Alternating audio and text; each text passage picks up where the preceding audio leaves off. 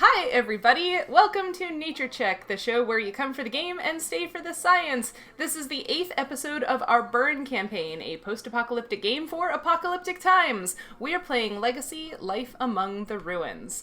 Thanks, as always, to those of you who are watching us live. If you have any questions for the cast, feel free to post them in the chat and we'll bring them up when we take our break or whenever they're appropriate. If you're not watching us live, thanks for catching us on video at our YouTube channel or on our podcast. We appreciate you coming along with us on our adventures. Don't forget, subscriptions on any of our platforms, as well as comments and reviews, really help us out, so thanks in advance for doing that as well. And the social media information for the entire Nature Check cast can be found down in the reference section. Tonight, we'd like to send a big thank you to our listeners in the United Kingdom who have downloaded our podcast over 15 times. Thanks. The UK? Yeah. Oh, how about that? I know, right? Thanks, UK. And now it's time for introductions. Hi, I'm Sheryl, and my pronouns are she, her. I'm a PhD student studying ecology at the University of Illinois at Chicago, and somehow I still have to look at my notes to remember that that's what I'm supposed to say next. And when I'm not doing my research, you can find me on YouTube as the Roving Naturalist. For the Burn campaign, I'm running the family called the Ripples, and my current character's name is Islae. Next, we've got Jordan. I didn't know we were supposed to have notes for this. Listen, Xander's not here to derail. You have notes? Am I supposed to have notes? I do have a few notes, but that's a very good Xander. I should log into Roll20. All right. Hi, I'm Jordan. My pronouns are she, her. I'm a PhD student studying medical engineering at Harvard and MIT, and when I'm not doing PhD things, you can find me on YouTube talking about how we interact with algorithms and artificial intelligence on a day-to-day basis. For this campaign, I run the Family Institute, and I'm playing the character Lissa. Nice. Then we've got Peter. My name is Peter. My pronouns are he, him. I teach, in real life, I teach agricultural entomology for the University of Maryland. My family in this game is the Shepherds of the Cave, and my main character so far has been Charon. I think that's all my... I mean, that's the relevant stuff. Usually the relevant stuff goof in this portion if you're feeling it. Just, without Xander here, I don't know. He inspires the goofs. So missed. So missed. Yeah. Does that mean we'll actually get something done in this episode? I hope not. Announce that we are unfortunately missing regular player Xander due to a migraine. Wish him well. Mm-hmm. Send all the good thoughts his way. And last but certainly not least, our game master is Jareth. All right. Well, according to my notes here, something music theory. So that's helpful. My name's Jareth. My pronouns they, them. I run this game, sort of. Sometimes this game runs me. It is what it is. My background's astrophysics and nuclear physics, kinda. I built a fusion reactor once. That was fun. That's actually way easier than like what people think is energy positive fusion, and that's hard. We don't have that, but like we were just fusing hydrogen atoms to make stuff. It's not just fusing. What'd you make? Helium? Yeah. It's cool. Helium's cool. Helium's pretty cool. I'm pro helium. It's super fluid when it's in its liquid state, and I think that's really cool. It's got zero viscosity and like climbs up walls. It's like that's neither here nor there, though. Semiconductor lasers here do and then over heat there. Up liquid helium. I've been told. That's all the facts I have. So, what do you say we get started? Yep. Jordan, I know this is going to sound like deja vu, but another robot followed you home. Oh, exciting. We can kind of start at the lab, I guess, where the mine when it, your next visit, another one starts to follow you home. Do you roughly let it in the same sort of way, or?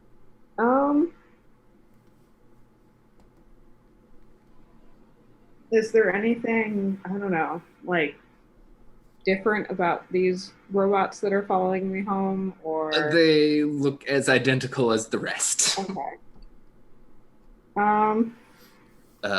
judging from the one you've been studying, it's still in like regular communication with whatever hub is behind the door that we've talked about. But that's about. So it's not like cut off or anything like that. Okay. Are the other ones still just like hanging out as usual?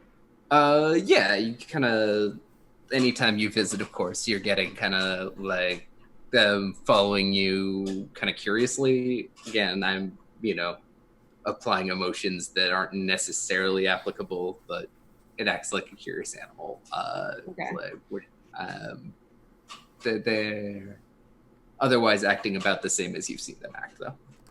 I guess I let it come home with me then. Neat. Again. All right. Okay. Good. Okay. Now you have two. Do you kind of also put it in the lab again, sort of like the last one where you just leave it kind of alone? It also is going to show basically distress if you try and separate it from you. Okay. How are you storing it? With the other one or not? What happens when I bring it near the other one?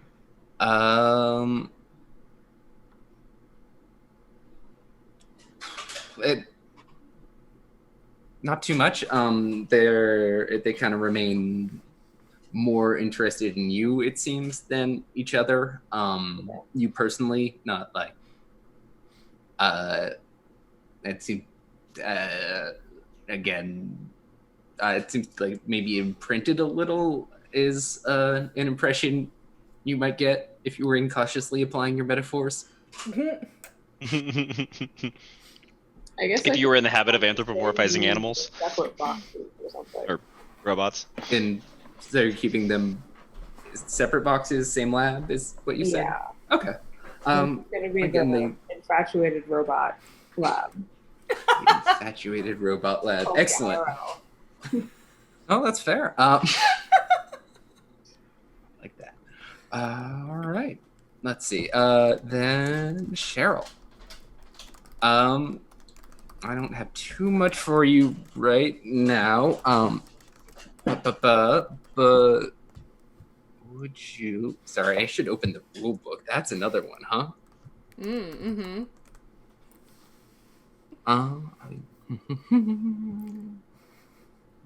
Here we are. Okay, cool. Not that one. I should open the references too because they're more useful 90% of the time. Gee, I got hate for having notes for when I do the announcements at the beginning of the show. Yeah. Well, not hate, just surprise. Oh. I don't have notes. I don't know what's happening. Oh. That's all I'm claiming. Shout out to Emily in the chat for providing the puns since Xander's not here. Oh, thank God, someone's gotta. Emily did an amazing The Last of Us Part 2 stream yesterday. Oh, She's nice. been talking about the science behind IRL cordyceps while she fights zombies infected with video game cordyceps. Good stuff. Nice. Yeah. Yeah, and I didn't realize this, but in the game they actually call it cordyceps, so I guess that like the premise is that it's a fungus in the same group, but that uses humans, so yeah. Mm. Yes. Cheryl, Awesome. remember how you had that cool fairy kind of Yes. keeping... it's getting harassed by albino orcas. Ah! Goddamn whales. Now Jordan gets a cool pet, and you get harassed by whales. It's fair. That doesn't, no.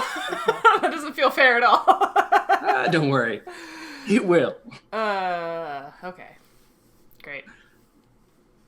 That's good. There are whales. Do you want to react to this in any way? Yes. I wasn't I sure thought if this you was the might. moment, but yeah, I feel like... It feels like, yeah, like how it's more of a family problem than, like, kind of like Peter's thing was last time. But it is nonetheless, something you can ask for help on, something you can kind of take whatever approach makes sense. So, like, this sounds like a stupid question, but what form is the harassment taking? Is it just like, they throwing spitballs at my fairy? Are they like, more riding it ramming without paying the fare? Oh, ramming. Brushing up against it, It doesn't eat. I'm not a whale biologist, obviously. Obviously. Whale biologist. Right. But seems kind of possible that like it's mistaking your boats for members of a pod or something. Just kind of brushing up against very closely, but because it's a big whale, it can cause serious damage. Mostly, it's not enough to like sink anything, but occasionally it has been over these past couple of weeks of it ticking upwards. Yeah. I think. I mean, they're probably not going to read no trespassing signs, so that's out.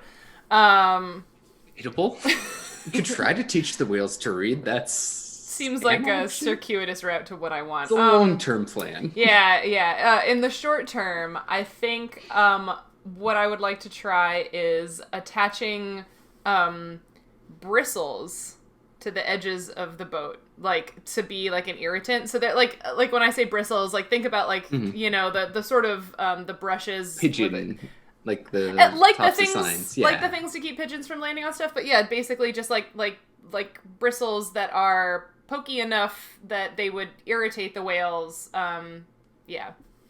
All right. I have no idea what that would be, but yeah. You tell me.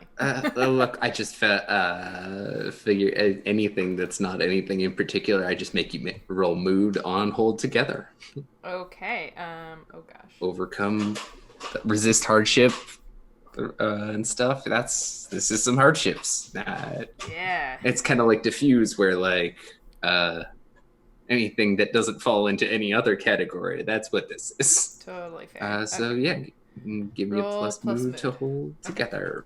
Modify your boats, and we'll see how it works and if it works. 1, 2, 3, 4 versus 1, 2, 3, 4, 5, 6, 7. I have +3. Okay. I had to remember what my mood was. You had a lot of stuff. I have the max. Also a lot of needs. The max mood. Okay, you so do it's indeed. 2d6 plus 3. 7. 7. Next success. That's true. On a hit, mostly remain okay, but pick one. Okay.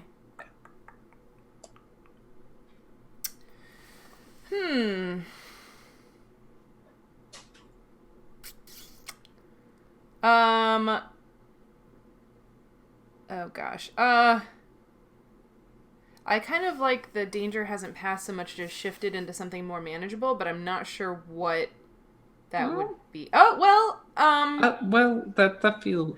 Go ahead. What do you have? Tell me if this is enough, I guess.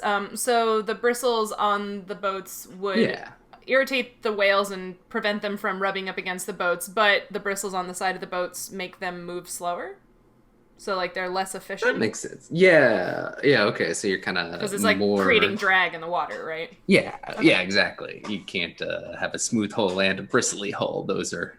Every cow must have one lick, etc., etc. That's a math. Oh, that's a math. Okay. Math.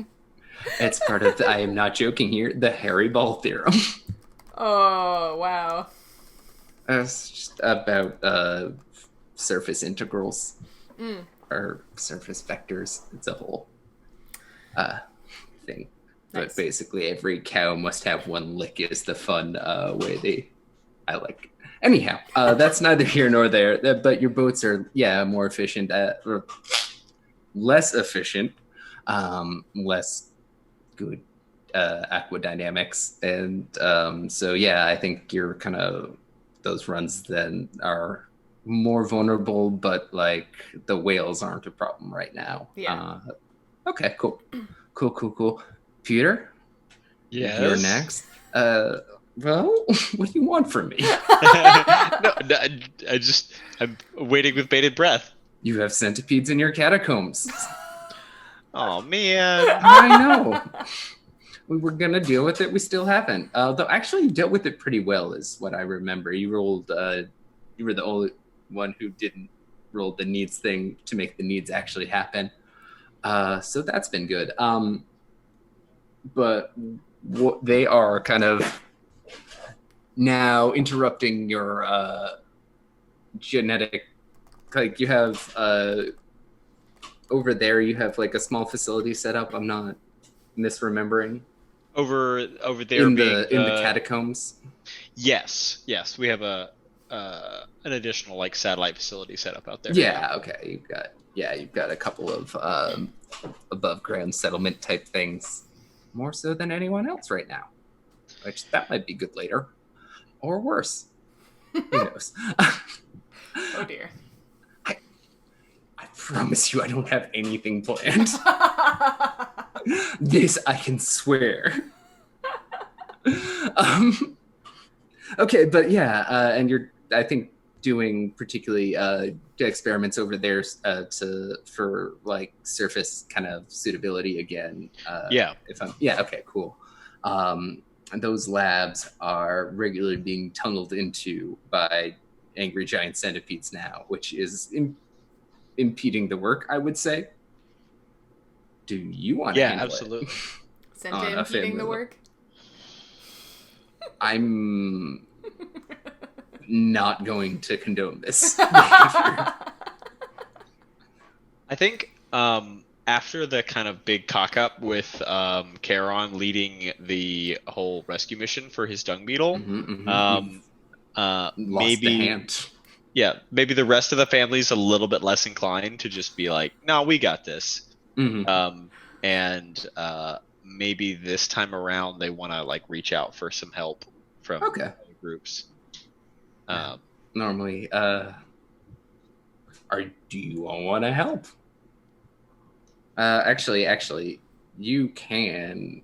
There's a diplomacy move. Well, that's less, I think, between players and more for like you and NPC factions. Can I get one of the NPC factions to come? Yes, help me? absolutely. I really haven't dealt with them very much, so that might be kind of fun. Get the artisans to come help you kill centipedes. Yeah. I mean, they are the most. No, wait, they're the least militaristic of the 3 NPC divisions. Hang on. So there's the artisans, the elevator operators, and the very serious nuclear engineers.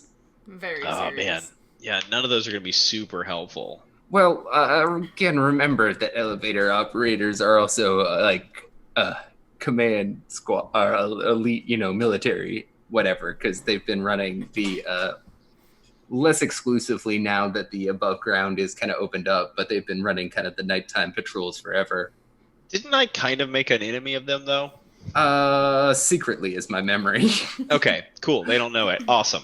In that case, they have some treaty on you. You can give them some more treaty. Okay. Oh yeah, no, it wasn't a secret. Oh, the centipedes. I guess it wasn't. The centipedes tracked your scent to our city, our as yet unnamed city. They were the first line of this. Yeah. Okay, that's right. Listen, if I am not planning forward, I can assure you I'm not remembering backwards either.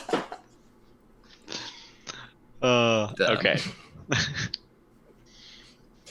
Not completely true. I Qui-Gon Bowers, no. Yes. The fans have spoken, Sheryl. I don't know what you're talking about. I have to open the stream. I bet you. I mean, it's the best.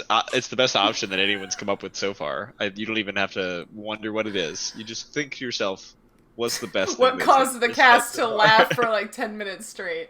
I do. Well, the cast is. Anyhow, that's not what we're doing. We are what? Not all here right now. Are we ever all here? I can't speak for you, but no. But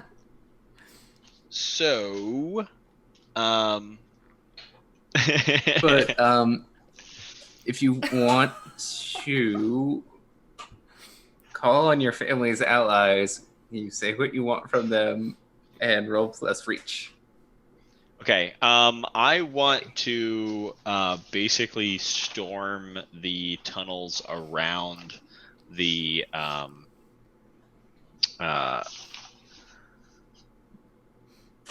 catacombs to clear them out, like kind of once and for all.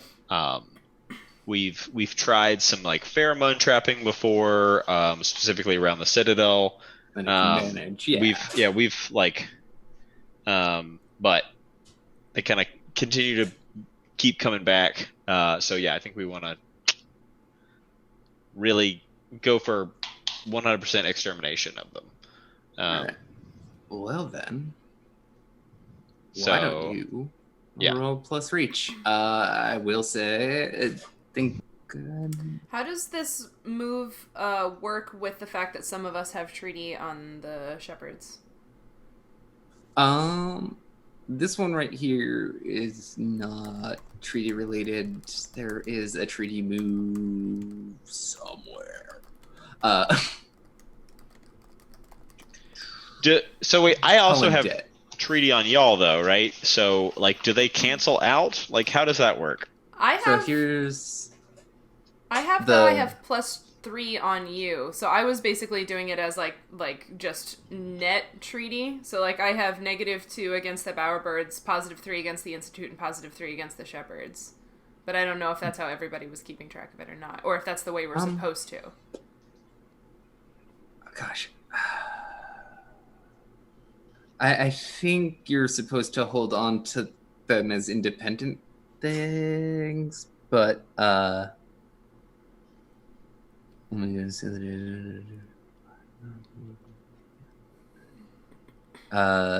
be equitable or one-sided.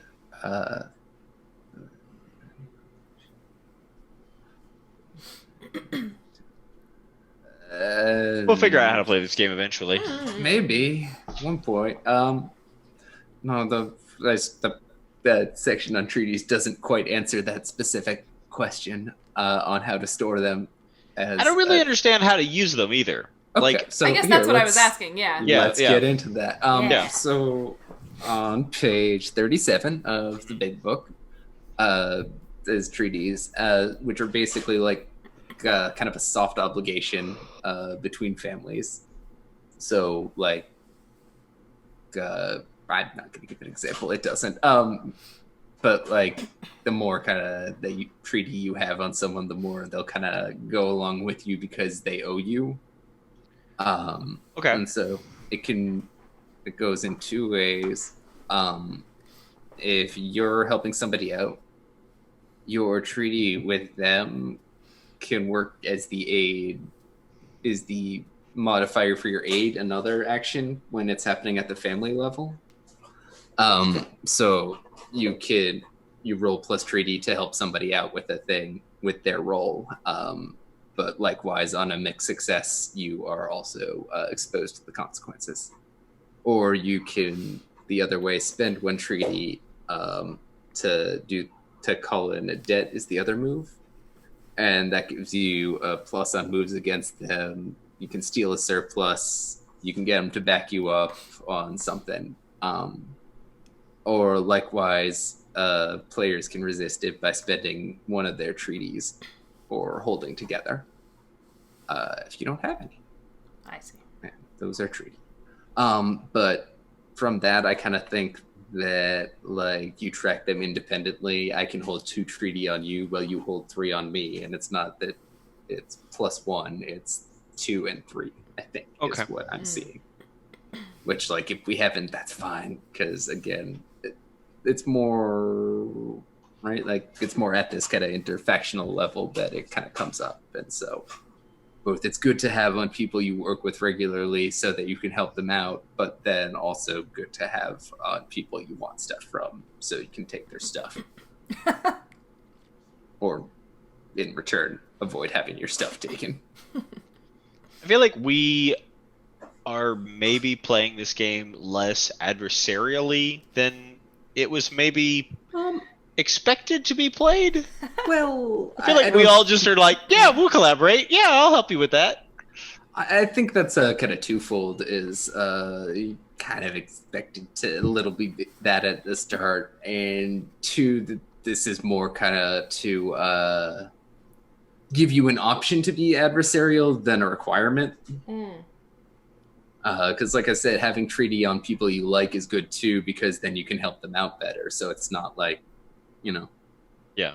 It just works in a couple of different ways. I don't think we're necessarily handling stuff wrong. I think that we're at a stage where it's not coming up like that. And maybe it will later if you guys decide your characters want to go to war with each other. But certainly it's been more about player versus environment than player versus player so far. And that's, I think, in part an artifact of it being kind of the starting opening kind of segment of the world. Okay, that the game starts with.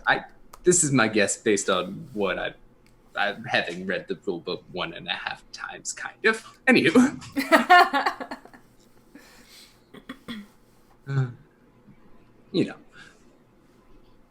Yeah. So are you asking... I'm asking the elevator operators to help me. Yeah, so they have the most experience in like tunnel and military tactics together. I think that's absolutely true. So that's you can use treaty for that in the call-in. Oh yeah, there we go. Actually, you have one. No, they have treaty on you, not the other. Well, do you have treaty on them? No, right? No. I mean, I don't feel like I've spent any treaty on them, and I start off with. Oh yeah, one on everyone. Because you're. And I definitely haven't spent any treaty on any of the military faction or any of the NPC factions. Yeah, you know what? That's true. That's true. I didn't write it down in my writing things down, but that's like, yeah, okay. So do you want to spend it now? Yeah. All right, they'll back you up. Let me just add the other two here and then not add that one so that. All right, cool. Perfect. And we're good. So yeah.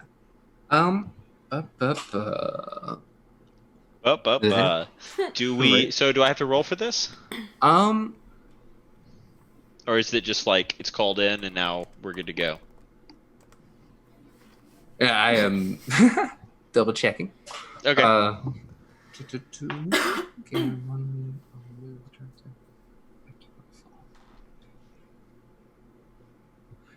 They're backing you up. So why don't you give me with advantage the claim by force thing? Okay. Because you have help. It's plus grasp is the roll that you need.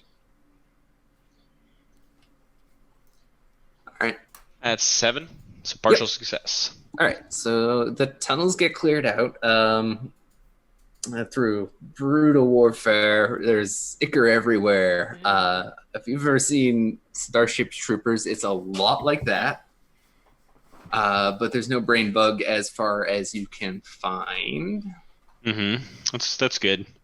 We would definitely have wanted to capture that and bring it home.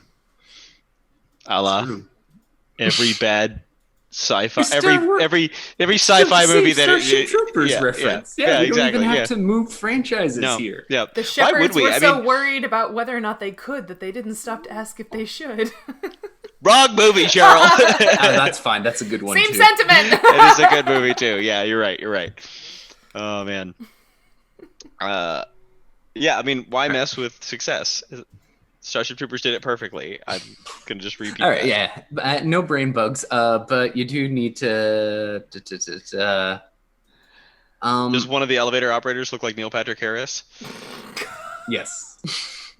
Excellent. But also, Johnny. It's actually one of his direct descendants. Yeah, right. Clone. Not a clone. Yeah. Neil Patrick Harris, the 18th. Yeah, no, yeah. I think that makes way more sense. Yeah. Hang on, we're going. Let's see, 2. Yeah, he doesn't have any biological children. He just has adopted children, so he wouldn't have any genetic descendants, anyways. 80 generations. The 87th.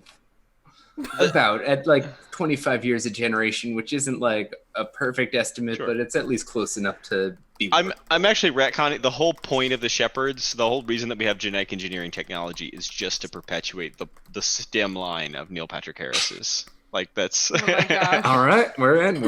Wow. Doogie Howser now. We Do they all all have look a little vaguely bit like of- Neil Patrick Harris. Yeah, like a little bit. Yeah, it's just. Oh, right, sprinkled because in there. you take characteristics It's from the things defended, you're yeah. working on and put them in Yes. yourselves.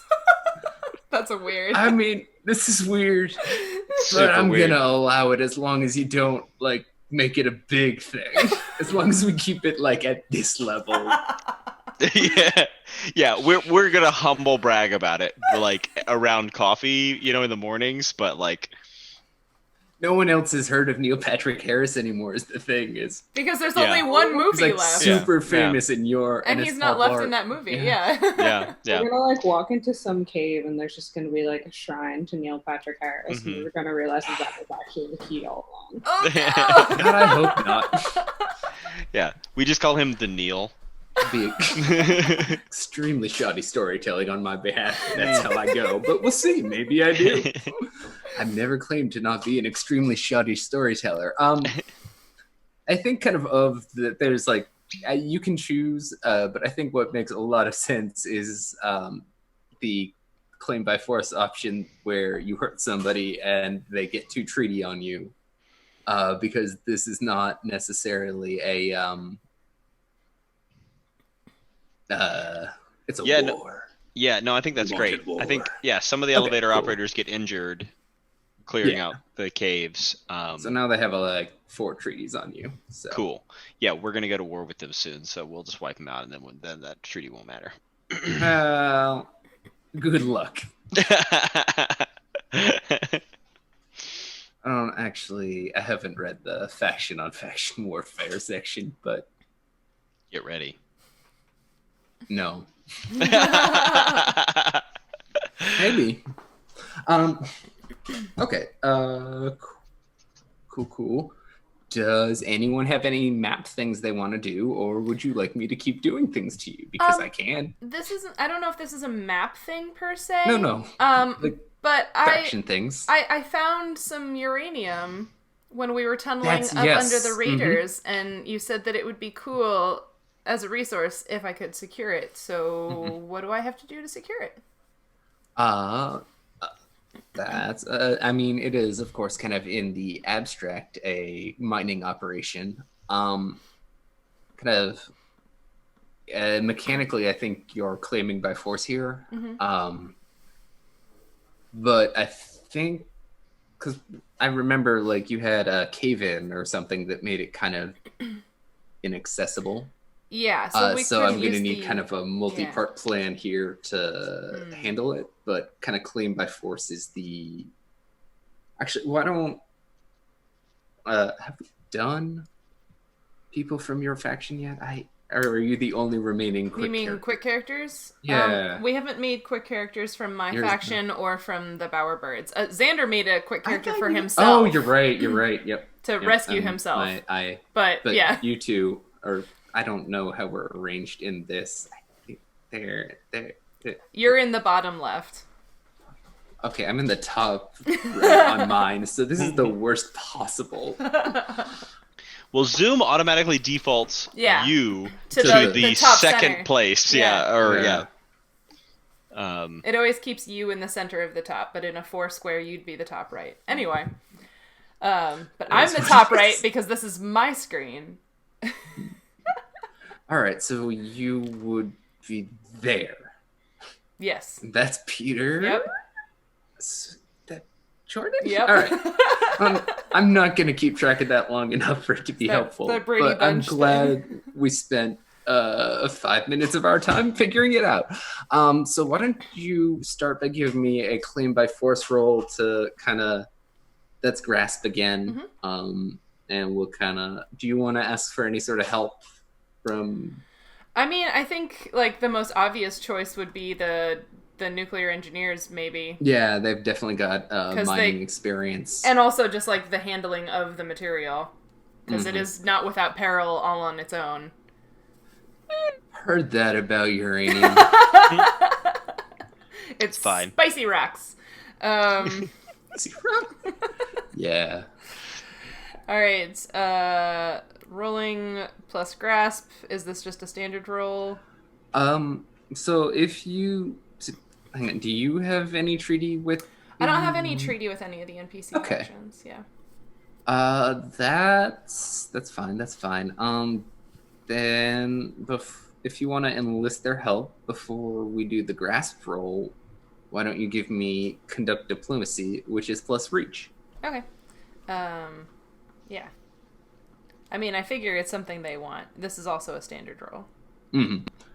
But like, if you kind of Did it roll? So I guess kind of what I'm trying to figure out is why it's your resource and not theirs. To the extent I need you, I guess, a bit more to. Yeah. Did it actually? Which I mean, I assume you can trade with them to like whatever if you secure it, but. It seems like if you ask them to bring in the mining equipment for the stuff they need, then where does that leave you? Well, because we will send people to be the labor, and also because we know where it is. So okay, yeah, no, for sure. I just that's why we're doing diplomacy first. Is right. kind of. Sorry, I don't know why it wasn't rolling. That was fun. Did it not? Try that again. This computer has trouble staying connected to the internet. I am rolling plus reach. There we go. That's a 9. Okay. Partial success. Excellent. On a hit, you get what you wanted and +1 data, which is, I think, a meeting with a dour-faced engineer named Pluto, who runs the labor, kind of the mining section. He's kind of your point guy for the. I haven't really given him really too much, if I'm being honest. But he's kind of, I think, runs more mining than being like the overall head of the faction. And so kind of you are in kind of these taken through these squat hallways to have a meeting with him.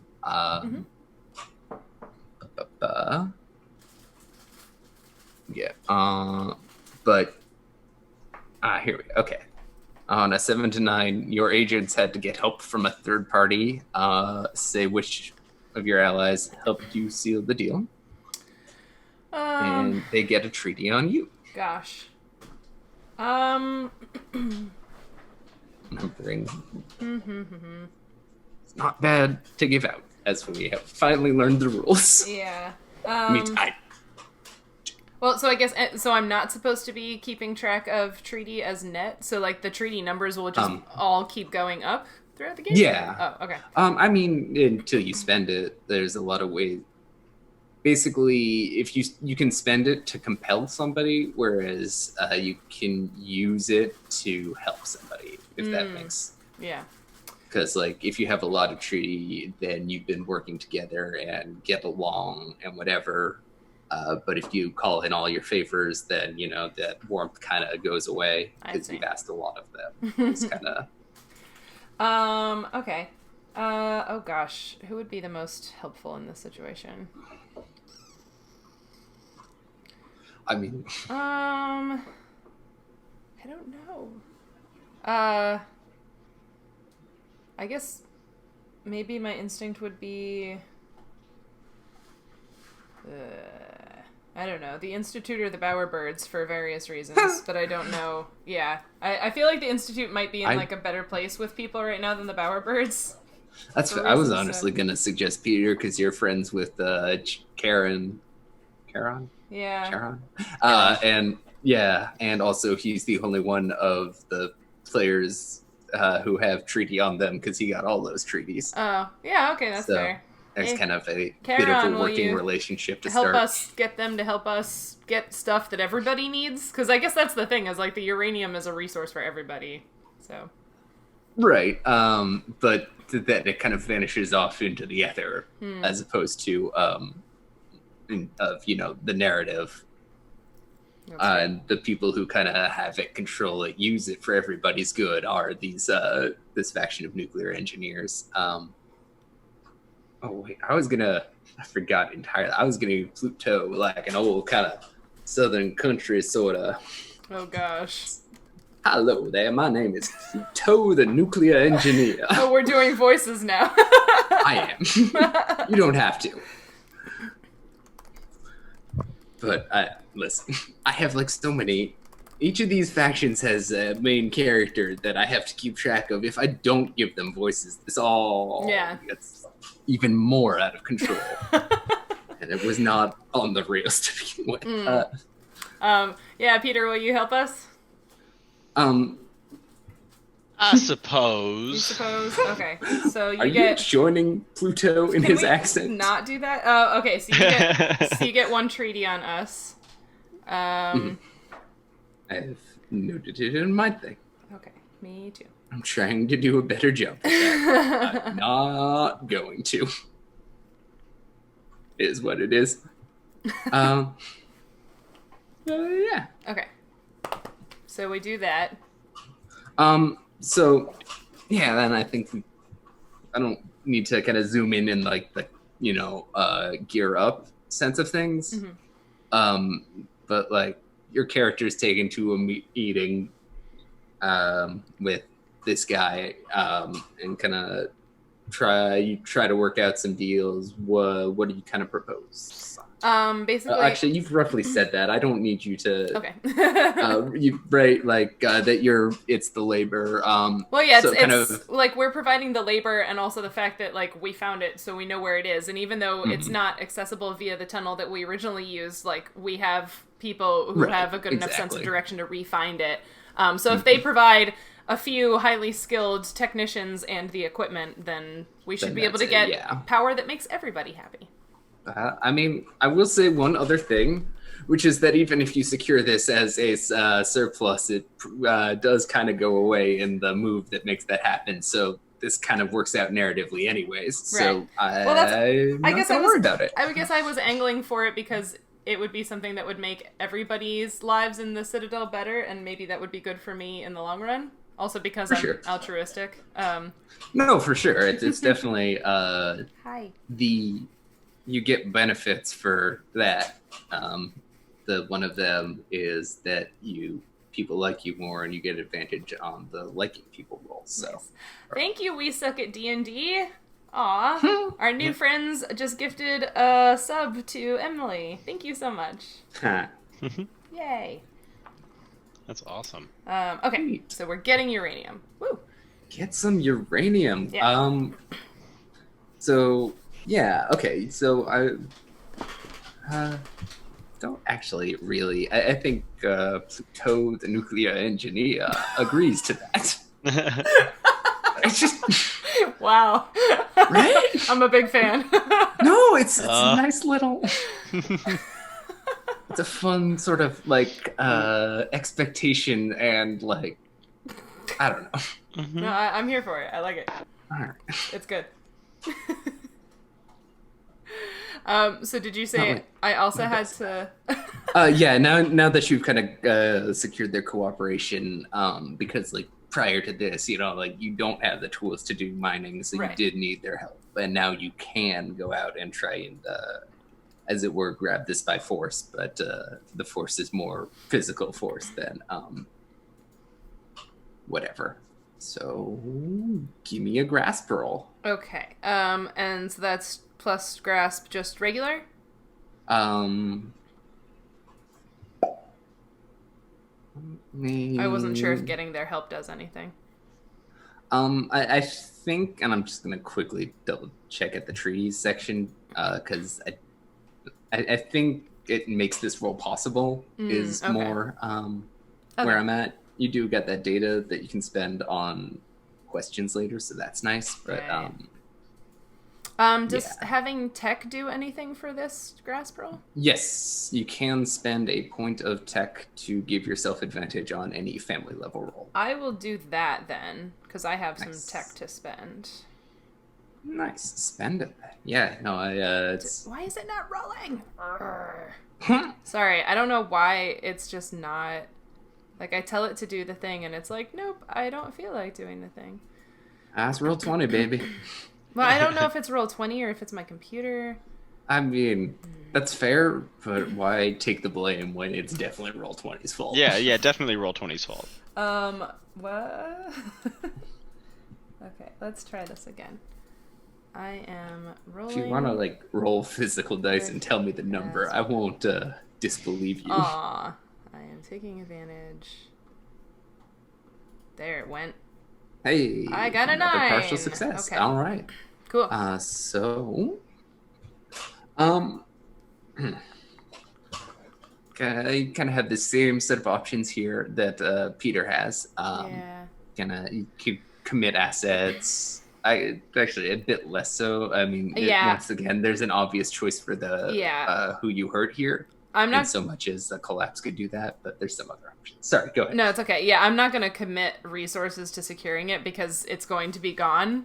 It does vanish almost instantaneously so under the surplus moves. I guess my only choices are there's a cost to my victory, so I get a need of the GM's choice, and also we hurt somebody, probably the nuclear engineers, and they take 2 treaty on me. That is absolutely who I would select in this case. I think, I mean, I will say if you get a need, then you get to actually keep the thing. But like, I'm not positive that that's. If you gain a need, then gaining a surplus won't put you above 3, and so you will hold on to the surplus. Oh. To consider, but yeah, I think you can choose between that and 2 treaty on the nuclear whatever. Yeah, we can gain a need. That's fine. Okay. Then let me just take a quick look at what because you have like a plus and a minus in basically everything. Yep. So let's put that minus in. Yeah, I'm gonna put it in. Yeah, you don't have recruits anymore. Welcome back to Needs Recruits. Needs recruits. Okay. Can do. But in return, because like what I'm kind of thinking for that is like your faction's whole deal is the sea and like that kind of there's like this excitement about getting up on the surface and getting water, and this is like really menial and kind of like not kind of in the purview of what you were kind of going for as such, and so like I think it causes some dampening of enthusiasm, and so kind of there's not as many young ripples coming up through the ranks or anything, just because that. I mean, this is a very short term right now, but like that's kind of the impact I'm predicting from this, where like people are like, I don't know if I want to sign up for uranium mining. I thought I was gonna go whaling. That's fair. I was gonna sing a shanty. I don't want to sing a mining song. That's not even a shanty. I was definitely thinking a more biological lack of enthusiasm resulting in lack of recruits. I definitely was expecting that to go in a different way. Wow. Oh, you're thinking like a sterility sort of. Wow. Yeah, like wow. we've all got uranium poisoning. Now we're all sterile. It seems logical to me. So my husband was a nuclear engineer in the Navy before I met him, and he says that multiple of his coworkers who were male and whose wives became pregnant and then had children while they were serving all had daughters. So do with that information what you will. I mean, without a further study, I will take it as an anecdote. Yeah. I think we can safely assume that the ripples are now slowly turning into a tribe of Amazons. Yes. This was my plan all along. Amazons. Yes, okay. Yeah. And Islae, as the head of the group, would of course be the prime Amazon. Mm-hmm. Yeah, Wonder Woman. I'm not... One of you got mad at that and the other one didn't. I saw what you did and I don't appreciate it. Just want you to know, from me to you, go to hell, Sheryl. No, but so yeah, we were gonna go do the thing where you lost a surplus because you your mood went to the number, but that's not where we're at anymore. Now you have a need, but not a surplus. Does anyone else have kind of any securing resources, map-related things? Again, I can do stuff. I'm always allowed to do stuff. I have a couple things. I was saving them for later, but I could do them now. No. Yeah. Bring it on. Oh, God. All right, a meteor falls and kills you. No. A what? Meteor. Oh. Right. Yeah. It's a meteorite once it hits you in the skull, but All right, rolling up a new character. We've already established my new character's name in the chat, so I think I'm good there. Sit it up. If I missed something. Lamp. Oh God, what are you people doing in the chat? I don't know. When I was running a game last week, it was all about coconuts, so, there are just things happening in the chat. You freaks. All right. Well, I'll let you players figure that out, I guess. So what was the question? I'm sorry. Oh, right. Bring it on. Was the question as such. But yeah, did you want to claim a resource, make a family move, get some negotiations going with someone? Let's see. Oh God, there we go.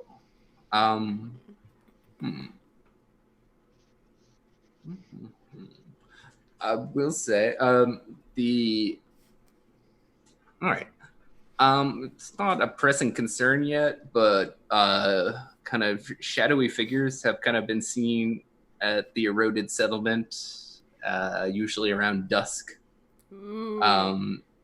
At night, there's an occasional fire, that might be fine, but it might be something. Ghost stories.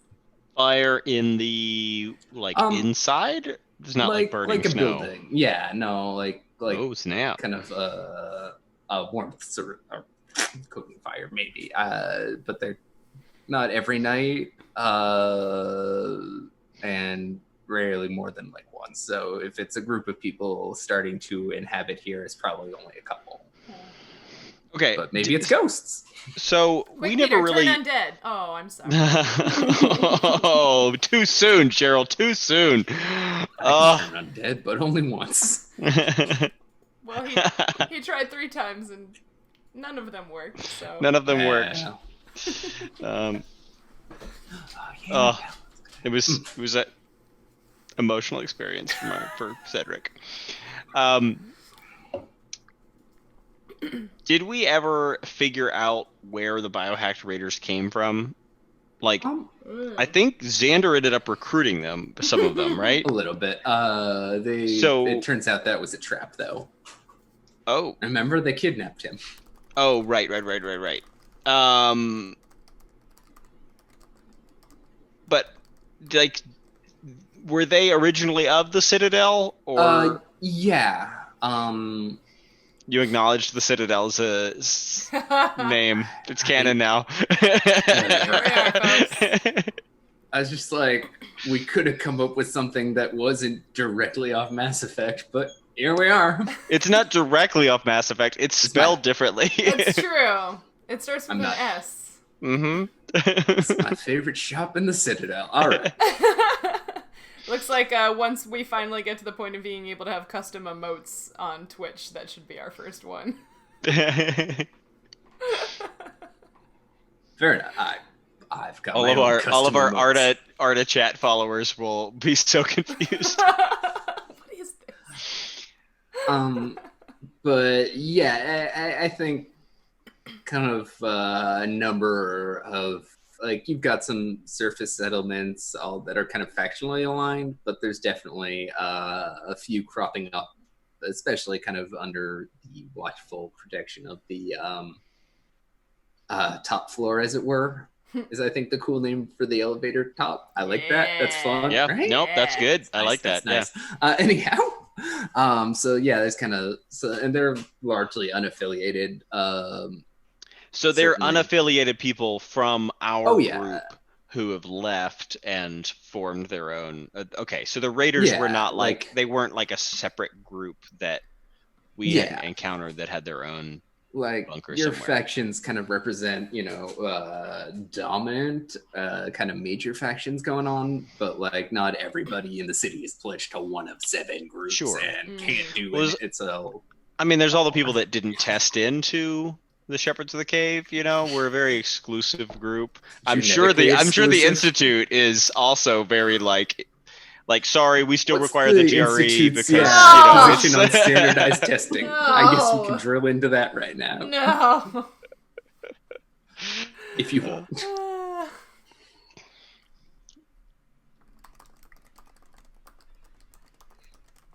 What? Wait, did you want to talk about standardized testing? I was curious. As it comes to like the Institute, or do you require the SAT? Sorry, that's what. Okay. She's like, what? I didn't know if you wanted to do like a breakout where we all pile on the GRE and talk about how bullshit it is. Yes. Or... Quite frankly, but I am curious. Anyway, if you require I testing, imagine we had like standardized testing in the past. I also think that since we've been losing some recruits and have a need for recruits, the standards going down. Well, hang. I would like to walk that past statement back. The one I just made. I would like to, or at least. We've decided to go with a more holistic admissions process. That seems. Interview, essay, Jesus. I apologize to my mother, who isn't watching, but raised me better than this. My father, who isn't watching, but also raised me. Hey, it's an important thing we got to discuss. Hey, that's the first Carol, shout out to your recruiting dad. mechanism? You're obviously a swim cool. test, a la the lifeguard certification that I had to go through in order to become a certified waterfront lifeguard. So there's a different test for swim like test. Okay. Yeah, but there's a different test for if you just want to become like a lifeguard in like a pool versus like if you want to be a lifeguard on like a lake or the ocean, and I had to do that one, which is harder. I almost drowned. It was great. I don't float well, and the test includes... I don't float well, and the test includes... No, it's fine. That's just a weird statement. Yeah. Well, the test includes swimming from one end of, like, a full-size pool to the other on your back, holding a brick above the water. So, like, the brick is heavy. That's a lot, And you're not using your arms to swim, so, like, all you can swim with is your legs. But, like, because I don't float well, my torso and my head kept going under the water. But if the brick goes under the water, you fail the test. So it was real great. I didn't drown, though, you'll notice. Drown? I can't conclusively prove that you've never drowned. Yeah, that's fair. But I did not. I cast Turn on Dad on Cheryl. Does it work? No, because his doesn't work anyway.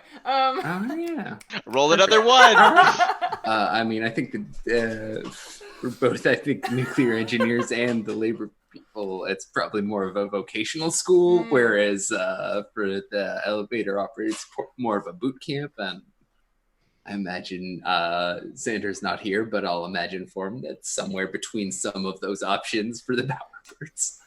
I would imagine it's top secret for the Bowerbirds. Mm-hmm. Like they keep what the point of this was? Right. We never know what's going on inside Ganymede's head, so I just assumed. No, I mean maybe. And the artisans, of course, have some sort of like journeyman guild process. Yeah, like right? I said, it's a very much a vocational sort of. And I think even that probably feeds into the nuclear program because like you need a lot of steps first. Is my basic premise here. The Shepherds have kind of basically a caste system where we have like genetic engineers at the top, and then we have like people who muck out the. They have eugenics and a caste system. We're the worst. Well, hang on, that does actually. Somebody's got to muck out the bugs. I feel like the Institute's actually doing like better in terms of like. I would say so. The Institute's the head. Congratulations! Yeah. We're the evil, spy corporation, but at least we're not those guys. You're Umbrella Corp, but better. near my mom's in downtown Boston, where she used to live. There's just like this biotech company named Vector, and it's like Vector, and they've got it like in this triangle with purple light. It looks exactly like a biotech company from an evil video game. But also, like, And I've talked to them about this because mom's in biotech and like happened to know one of their executives, and she knew. She was like, "Yeah, I don't know what to tell you." I also Fair feel enough. like maybe this is because I do insect things, but like vector does not sound like a great, like if you're doing biotech, a vector is not a great thing. Like, And they Depends on the kind of biotech you're doing. I mean, I you know. guess. But yeah. It doesn't feel good. It doesn't feel great. Yeah, I won't hanky. descend into slander here, but indeed. Indeed. So we were asking about where the raiders were Right. from, and that's how we got on this tangent. Did we want to do anything with that information, or were we just happy to have it? Honestly, I am. I guess the question was, Peter, correct me if I'm wrong, but like this was like you trying to find out if there were other bunkers of people, right? Or if they were all just if they were all known quantities, or if there were other unknown quantities. And I wonder if this was inspired by the random shadowy figures on the Yes. Okay. Yes. That's where Well, we're thank you for Okay. explaining my thought process. Perfect. Cheryl. I appreciate that. No, for sure. I just wanted to get back on track before.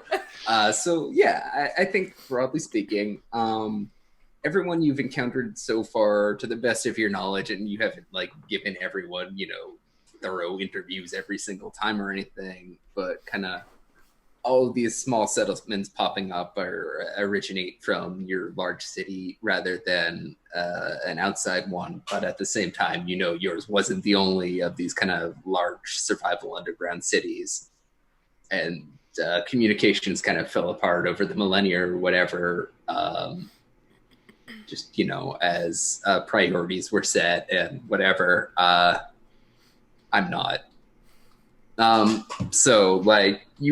were other ones, but you haven't been in touch, and they obviously, I don't think, are particularly close to each other, because that seems like it'd be wild. But equally, it's been 5 years. Somebody journeying could probably have made their way to here from basically anywhere on the planet, because I haven't particularly established any of that. Do we have any idea, like, how far away the other bases were? Like, is that one of those, like, the legends tell of a base, or is it like, no, we know that in, like, northwestern, Czechoslovakia, in, these mountains, there was a base. We just don't know if they're still alive or not. You definitely, I think, know of, like, where the 4 or 5, like, closest of them to you were. I think that survived in the archives. Certainly due to the communications going down over the centuries, you definitely don't know which ones maintained populations, which ones didn't. You'd hope all of them, of course, but maybe you wouldn't. I don't know. You're certainly a bastard. Shots fired. That's fair. That's fair. I mean, not Peter. I'm talking to Peter's characters. Right. Mm-hmm. Yeah. Peter as a family. Mm-hmm. Yeah, I seem to be Monsters. God does not incapable of smile on creating. the shepherds. Yeah. That's true. Yeah. As Someday God, I'll I create can a confirm. likable RPG No, character. that'd be fun. What are you Don't talking worry, about? once I Everybody kill loves this one. Cedric. Everybody, yeah, I guess I don't- loves. They love him. They don't like him. So yeah, they do. Kind of the closest ones. They're not. Like imagining the United States, there's several states over kind of the whole U.S. I think 4 or 5 probably sounds about right. I haven't, like I said, I'm not doing the plate tectonics or the politics that led to any of this. That's so much work in plate tectonics actually doesn't really apply over we're 3 millennia up on the modern day. That's nothing. That's nothing on a geological scale. I just don't want to. Anyhow, in that area, there are about 3 or 4 additional ones. 5-ish total seems about right. They're definitely sparse because they're big. So, like anyone who was within a few hundred miles would go to yours. So it's probably like 400 miles between, well, hang on, US coast to coast, 3,000, like 600 miles. All right. So I would walk 600 miles. I'm upset. And you can try. That's an option. I will say it's very cold still. All right. There's only so many provisions a caravan can haul. Particularly that each, that's the old rocket equation problem. The more propellant you haul, the more propellant you need to send it up. It's also true with food, I guess. Yeah, exactly. The that more makes sense. calories you haul, the more calories you need to consume. If you ever read The Left Hand of Darkness, there's a whole section about it. There's also a section about gender, so Several, fun. I Several. recall. Yeah, it's kind of the premise of the book. Yeah, kind of. It's also really a story about like alienness more so than that, as an gender stuff's more kind of derivative. Anyway, all that. But yeah, It's also an ice planet, right? also a nice planet. Winter. I'm largely not basing anything here off that, although I might. Thank you, Emily, for I getting make my no reference. promises. Yeah, we all got that, Peter. That wasn't a Yeah, subtle yeah. reference. Nobody missed the reference. That's not why we weren't laughing. I want to just settle this. Ouch! Oh, man. Ouch! Woo! Welcome to Burn, where we get together every other week to roast each other for, Yeah, That's why it's called Burn.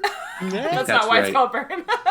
It was Sheryl came up with it. I was just like, yeah, I can't come up with anything better. It's because the sun came back.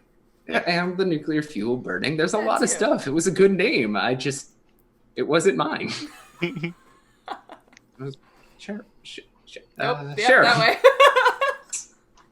Yes. The little bit. So, settlers. Do we want to keep letting this progress? Because we can. I mean, I don't think you have to do anything about it, and if you don't, Whose then there's buildings stuff have they that- burned? They're not. None of the buildings seem to be burning. This is definitely like not arson or anything. This is an eroded settlement, so I'm kind of picturing like like a military base a little bit, kind of more the barracks section than like necessarily anything else, but like kind of and like the southwest. Hang on, I have a map right here. The northwest portion of like the kind of area has just like completely crumbled into the cliffs because time and whatever. But you said that the fires that are visible are like cooking fire. yeah, it's size. like fires Okay. in the window, like somebody has a torch in there, or Okay. bigger than that probably, but like and also if any kind of scouts approach or make any noise, the fire, they seem to be preternaturally good at getting out before anyone gets in, I guess. More observant than you think they ought to be, but not like whatever. So our attempts at diplomacy have been met So with far met with empty houses. absence. Yeah. Mm-hmm. Very squirrely. Maybe they just don't want to deal with you. Yeah, they're just introverts. Leave them the fuck alone. I mean, this is a post-apocalyptic wasteland. Like, I would steer clear of other people too if I didn't have, Yeah. safe That's spaces. fair. Yeah. Yeah.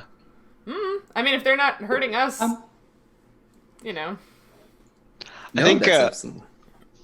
maybe we should increase kind of military awareness in that area. Just, I mean, since we've been attacked before. We don't have. We, the shepherds, don't have a like a geographical stake in that area. It's basically south of the Citadel. Yeah, no one's really claimed anything Right. in kind of that south. But like the southeast Ripples side of things. have toyed with the idea of I mean, we have establishing a base. one there? kind of. Oh, okay. Like in where the sea creature stranding is, we've got like I was imagining it kind of like a small but growing assemblage of those like the houses on poles that I don't remember what nation that is where those are extremely common. Somewhere in Southeast Asia. Yeah, but like in down in Indonesia. Florida. Florida has got kind of a decent selection of that too. Oh, really? Yeah. Okay. Yeah. But yeah, basically just like some houses that are basically on the ocean. Yeah. Okay. So yeah, I mean, you're the one that I would think would worry the most about. Yeah. I mean, we're separated from them by the water, but yeah. I mean, I'm not telling you how to feel, but that's certainly a reasonable hypothesis. But yeah, I think if you let them alone, they let you alone. Kind of over time, you'll catch a few more cooking fires. Kind of that increases, as do the occasional number of people seen at dusk. But otherwise, that's fine for now, and we can worry about it later if we do. Just kind of wanted to establish. Likewise, the settlement dominated by an unknown force up in the the north. It's basically north, but it's kind of north by northwest. That's right. Yeah. Becoming populated, but not in kind of any sort of mysterious way. Just having a set of like standing like good buildings kind of on the surface level has made that it kind of has built up as a little bit of a town. The unknown force is still unknown. It's just says that on the map. It seems to be dominated mostly by people kind of getting by, doing their best. So there isn't anything to suspies yet, is what you're telling us. Yeah. Okay. Did you say suspies? Yes. She did. Okay. I thought we could move Is there past a it. problem? Yeah, what the fuck Nope. does it mean? Like, I get what you how it worked out, but that's not a word. Well, But you did communicate, so I guess it is a word. Language. mm-hmm. Sorry, please don't yell at me, Mark. I almost got deterministic there. I won't do it again. suspies. Yeah, those are the- To suspies. It's the verb for suspicion. It cannot be. I mean, What about suspect? Sure. Suspies just feels better, though. I don't hate it. I'm just saying there is a verb.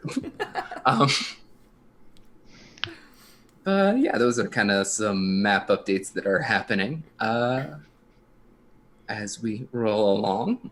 Again, kind of don't know if anyone's got their eye on anything. Has the Institute made any more progress on this damn door? Okay. Doors! No, that's a. So I many think- mysteries. yes.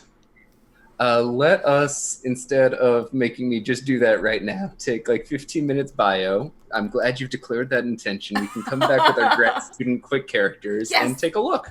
Cool. All right. Okay, sounds like we're going on a quick bio break. Go grab a I mean, beverage, take a walk, use the restroom, take your meds, whatever you need, and we will be back soon. Bye. Sweet. Hey everyone, here we are, back again. Promise we didn't forget about you. we did get distracted. We did get distracted. Yeah. Just, cards on the table. But yeah, we were going to investigate a mine. Peter, you forgot what your quick character was, so you made a new one. Tell us about him. I haven't given him a name yet. All right. Sheryl, I forgot what your quick character was, so tell us about them. Yes, so my quick character, eternally a grad student, it seems, at the Institute. Her name is Kina. She's... It has been 5 years, yeah. Yeah, but, I mean, whatever. That's not unreasonable. It's certainly... Especially not in my particular field. Yeah. Like, people do their PhDs for sometimes like 6 years in ecology. But anyway, No, thank you. I won't be doing a PhD for that long. Anyway, so yeah, I stylized her after Ty Lee from Avatar: The Last Airbender. So like kind of bubbly anime girl personality with a long braid. But I said that she had like an obnoxiously large bow at the base of her braid. She made friends with the very first iBot. Oh, that was fun. And I have the radio rig, which is a cool piece of equipment that senses tech within 1 mile and can track the tech to within 100 meters. Yeah, that was pretty useful last time. Found that room full of stuff. Yeah. Found the other room full of other stuff, but it's behind a locked door. Yep. Which is what we're here to investigate today. Peter, Oh yeah, so I was mainly messing with chat. My character's name is Lamp. Why? And he's a bright-eyed, bushy-tailed young man in his first semester of grad school. Oh, so this is a brand new character. He's very excited. Oh man. wow, that sucks for him. Yeah. Maybe not. Was that evil laugh from Jordan or from Lissa? Because A little bit of both. Yeah, right? Like, why choose? Amazing. Yeah, and he's got a hot rod. Yeah. Oh, that's right. Mm-hmm. I think Xander had that last time. Yep. Yeah. Poor Xander. All right. Well, I feel sorry for him. I know. There's also, an assorted. They're not the only two. There's probably a couple others, but they're the important two for the purpose of this story. So if I recall correctly, at some point you took the option that you didn't have to keep rolling to go into the mine, right? I'm not misremembering that. One of the hang on, I can pull it up. I don't remember. That's fair. I'm not going to worry about getting to the Peter don't die. But I'm not going to worry about we can getting only to the afford to use one cast member a night. Already just decimated. Actually, we've been more than decimated. Oh no. If we want to get technical, which I don't. We just have to hire somebody new in his place. to play the same grad student. I was talking about hiring a new grad student, but yes, we can replace Peter as well if that's what you want.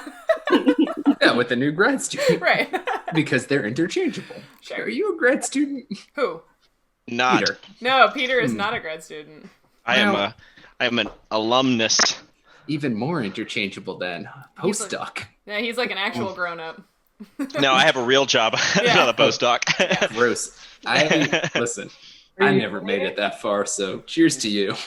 Yeah. I have a master's degree. I work for a living. I make paper straight. Make sure it lines up with boxes on a screen. That's my job. It's an important job. I'm gonna once things happen again, go back to vocational school, pick up electricianing because I think I'll be good at it. But that's yes. Side question, but important one. Hustle. How much do I have to pay you to make the paper not straight in a shot? We'll talk off camera. Okay.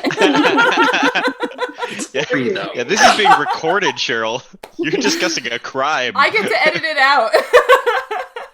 It's not a crime. Okay, first of all, Peter, the stakes aren't nearly that high. Can't wait for the comment section on that video. I know, right? That's what I want. Hey, you're trying to drive engagement, right? Yeah. Can I say, honestly, You're welcome, Corey. let it get very much out of focus. It really doesn't matter as long as it starts more or less all right. It's really... It gets out of my standards well before it gets to the point when anyone else is going to care or notice. But my job is to care, so I do. Nice. But that's neither here nor there, Jordan. I think we established that you can get here, but if not, you do it this time. Cool. Yeah, I think we did one of you got the wasteland survival one that meant you could just keep using this path was the reason that was the case. but maybe not. You make your way down the ancient elevator to that old corridor with the kind of etching and did it have lights? No, right? I feel It's been like a minute. you described it as being like the lights having that had go on light. as we walk down it. The ones that follow you. Yeah. Yep, that's remained the case. They do distinctly seem to follow you. They've been coming here 5 years, you know that, but for sure, like for whatever reason, only the lights above like moving people seem to turn on or off. No, not off. Sorry. They don't turn off above people. That's good to know. They turn off when that's no longer the met condition is what I was hoping for. Okay. But I said some words instead. We've all got issues. But you make your way down to the door, I assume. Yes. So are you kind of trying... I guess, has anything about the door or the path to the lab on the way or the bots, like, has anything changed? Not necessarily between like right now and the last visit, but like over... Yeah, over kind of the course of this, I mean, I mentioned, of course, the robots have been, these little iBots have been definitely getting kind of friendly and curious again to whatever. But I think, yeah, it's not the upstairs, distinctly not the upstairs, but this downstairs corridor, it feels like they've been tidying it up, less kind of, broken edges, debris lying around. I think, yeah, the little robots probably, unless it's some other mechanism, you occasionally catch one of them with, a little ball of like paper towels. That doesn't make any sense. But I love staring off with some debris. Yeah, no, it's like the image is great. I'm just switching out the paper towels because that's not the right thing to have been sitting here for 1,000 years. Right? No, I love that. They just have like this enormous underground warehouse of paper towels, and they're just clean. Oh well, maybe they're dust polishing. bunnies. It's actually where all of the toilet paper was, and it turned out. God, man. Got very close. One scuttles past with a bottle of Pine Sol. There does seem to be not a major effort, but a continuous one to kind of nicen up the place now that humans are around is maybe your guess, but of course, I'm projecting, you're projecting. This secret underground base is actually a Costco. I too like to keep my dwelling clean when there are humans around, but there haven't been humans around lately.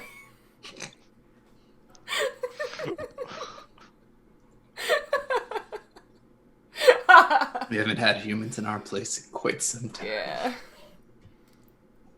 Wow. Sorry. Yeah. Apparently I killed the mood. Everybody got real introspective. Yeah, I know. So sad. No, it's like one of the things, this is completely, I mean, it's off topic and that's on topic on this tangent. So I needed to get a new like kitchen table, and my dad kept being like, yeah, you should get like a big one that like folds out into like a big table so that you can have a ton of people over and have a dinner party. And I'm sitting there like, Dad, when the fuck am I going to have people over? Oh, no. Oh no. So I got, we compromised in that the table folds down so that it's like narrow enough that like it's good enough for just me, but also can fold up and like have like maybe 4 people. A Murphy table. Yeah, kind of. Wouldn't that be in the wall? Don't listen to me. I just say words. I have like a table that like it drops down on the sides, so it's like you could sit 2 people across from each other, or you could like fold it up and you could fit like the 8, 10. Like and I've never. You've never 6. I mean, like my apartment also isn't the like size apartment where I'm going to be having dinner parties even when this is over. So like, we have leaves in, but mostly right now it can only like seat 2 people across from each other. We use much of this for storage, which is fun. it works well as that. It turns out that putting things on a table is a great way to not put them on the ground. You can quote me on that. It's the curse of horizontal spaces. If there is a horizontal surface in your home, it will get things stacked on it. I actually just sold my coffee table, and now I have a bunch of things that need to go in places because before they were on the coffee table, and now they don't have a home. That is a very illuminating anecdote. But yeah, it's getting cleaner down here. Why don't you give me a lore-based diffuse roll? Okay. Because maybe this time is the time that you get the door open. Let's kind of see if that's true. Maybe this time. Am I gonna break myself again? I hope not. Maybe. I hope not. The danger, as the tension is kind of nebulous here, but certainly I don't think the door opening here would be bad, but maybe it is. Well, last time I tried to open a door on the first episode of this campaign, I sure. broke my shoulder. This is true. It's much doors have door. Historically been very bad for our particular. Everyone on Nature Check has trouble with doors. Yeah. That's how it is. Sometimes we have trouble with doors, but this one is legitimately troublesome, given that it's a very large security door. What's up? Oh, 6.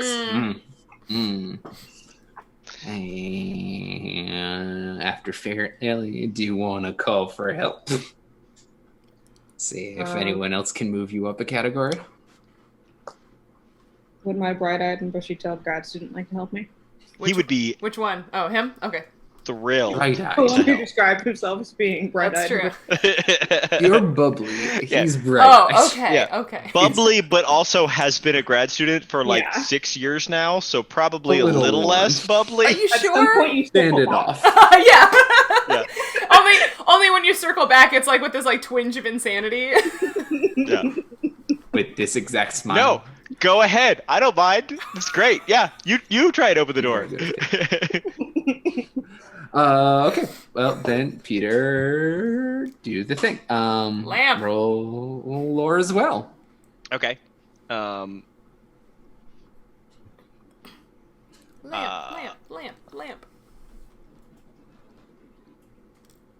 Hey, okay. So you also share in the move's consequences. So this works. What method were you attempting that got it to work?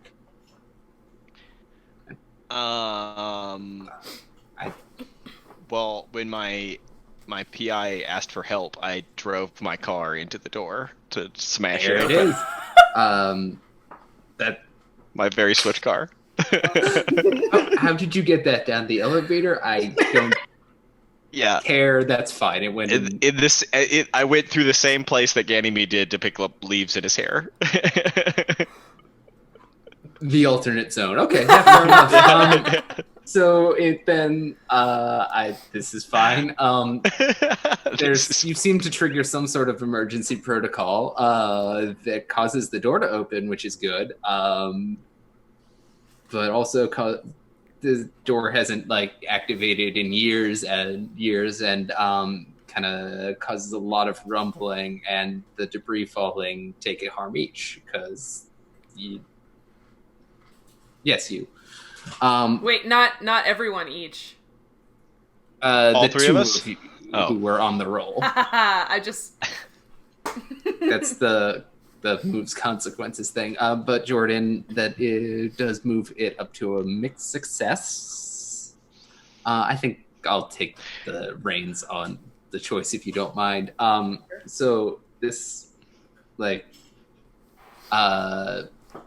large kind of iron security door recedes upwards into the ceiling, kind of slowly, and you see this 40 by 40 foot kind of cubic chamber with all sorts of wiring and tubing running around, of course. A big central screen, 20-foot diagonal, kind of on the opposite wall, which pops on with an eye that looks similar to, but clearly is a digital representation of the eyes from the eyeBots. Additionally, if you guys remember the kind of cool panther fungus, like the glowy one, several of the tubes kind of seem to be pumping a fluid that's like saturated with that kind of sort of phosphorescent fungus of some sort, maybe. But instantly looks very recognizable as the same sort of thing. Let's see, and unlike kind of the main base where it's eyeRobots, these are more kind of eyes on stalks that like come down and give you a very close scan.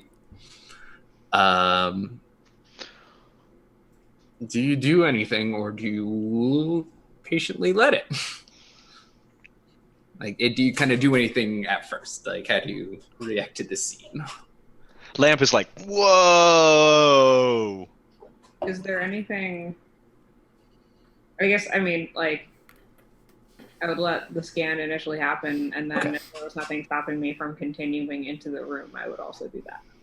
No, in fact, if you move while it's happening, it kind of follows along with you because it's on a tendril sort of thingamajig, but like a mechanical one. You know, you've seen eyes on like things in sci-fi movies. It looks like that.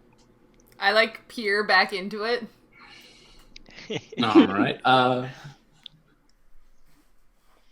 And do you do anything? Do you wave? No, I'm just smiling and like looking back into it. His hand disappeared. Cool. Cool. Then, so the kind of eye on the screen with looks around, like trying to kind of. It looks almost. You get the sense that it just woke up, and more than just like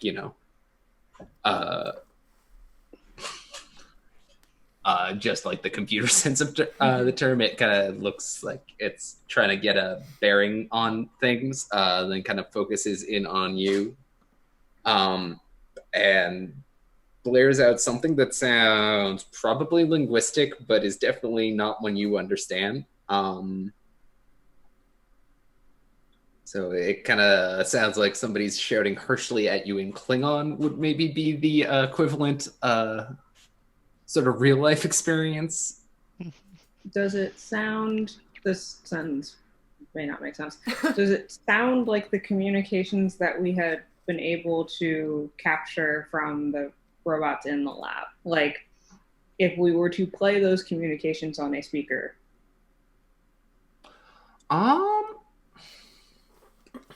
So the robots haven't kind of had any sort of out loud communication. It's just been that like signal based communication on radios. And to the extent that you've been able to intercept that signal, you haven't really been able to translate it. Okay. So maybe. In fact, I will even go so far as to say probably. Yeah, it's definitely both aesthetically, locationally, and all those other things attached to these eyeRobots. I'm not trying to, play any sleight of hand here with that. Okay.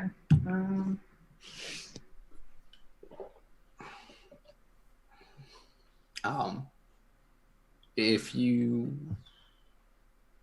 I can remember what I can actually do. Yeah. So don't worry about it necessarily in like game term, although I guess in terms of your moves that does count. But like kind of in human reaction terms, you're being yelled at by a giant computer. Okay. Boss, is it supposed to be doing that? Do you know what it's saying? No, and well, maybe, and no. Uh, Is the touchscreen or the screen? Is it a touchscreen? I don't know. It's kind of mounted in the middle of the wall and up. You would have to jump to find out. Is there a keyboard or a computer? Yeah, looking around the room, there's definitely something that seems like an access terminal. Okay. Can I go over to it and try to access something? Yeah, absolutely. Why don't you give me a diffuse lore roll again on this, and Thought about last time. maybe you'll do better. Maybe you won't. Partial. Yeah, okay. Then yeah. So what you find is like a terminal. It's got like a command interface with like menus and options, but you can't read most of them. But like you've dug around somewhat in the code of you brought 3 back now. One of them kind of ran out of charge or whatever, and I assume you did some sort of dissection afterwards because like you gotta find out how it works, right? And so I think kind of on that basis, you can kind of rudimentarily kind of recognize some of the commands and symbols as like run and open, and so you can kind of communicate at kind of a fairly simple level with it, is what I'll give you kind of for that being partial. Is there a manual?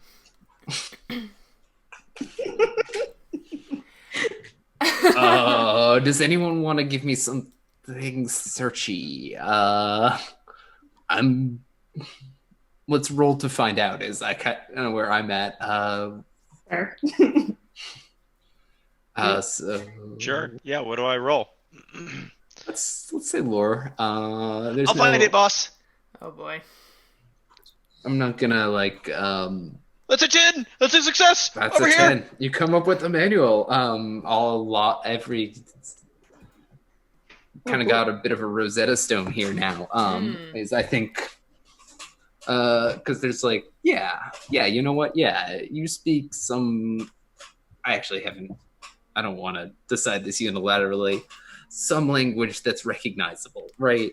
Like it's based on whatever language was spoken by you all. Then you were going into this the cities, and it probably hasn't deviated too much, although somewhat, like Battlestar Galactica.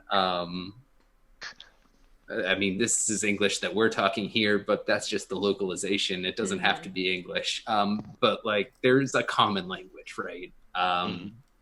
As D&D would do. Common. Pigeon. Yeah. But you kind of have. Anyway, so kind of the back half of the manual is printed in 3 languages. One matches the thing on the screen. You don't know it. One's in your language, common, and one's in a 3rd language, which is neither here nor there. It's always French. It could be French. You I do was gonna not know say what that. French looks like. You've heard rumors of French. It looks like our Yeah. language, except it's got more like accent things. All 3 use different character bases. Oh. There's some overlap, particularly between the second 2, but not like they're definitely distinctly like English and like Russian, but not like English and Russian. You know what I mean? Mhm. Yeah. Kind of that Yeah. sort of as a comparison point, rather than to nail it down. And then the first one's like super alien, like I said Klingon, and that's probably fine. Again, it's not real Klingon. Russian might as well be Klingon to like me. Like, Yeah. I understand more words in Klingon. Do you? Sure. Like 3?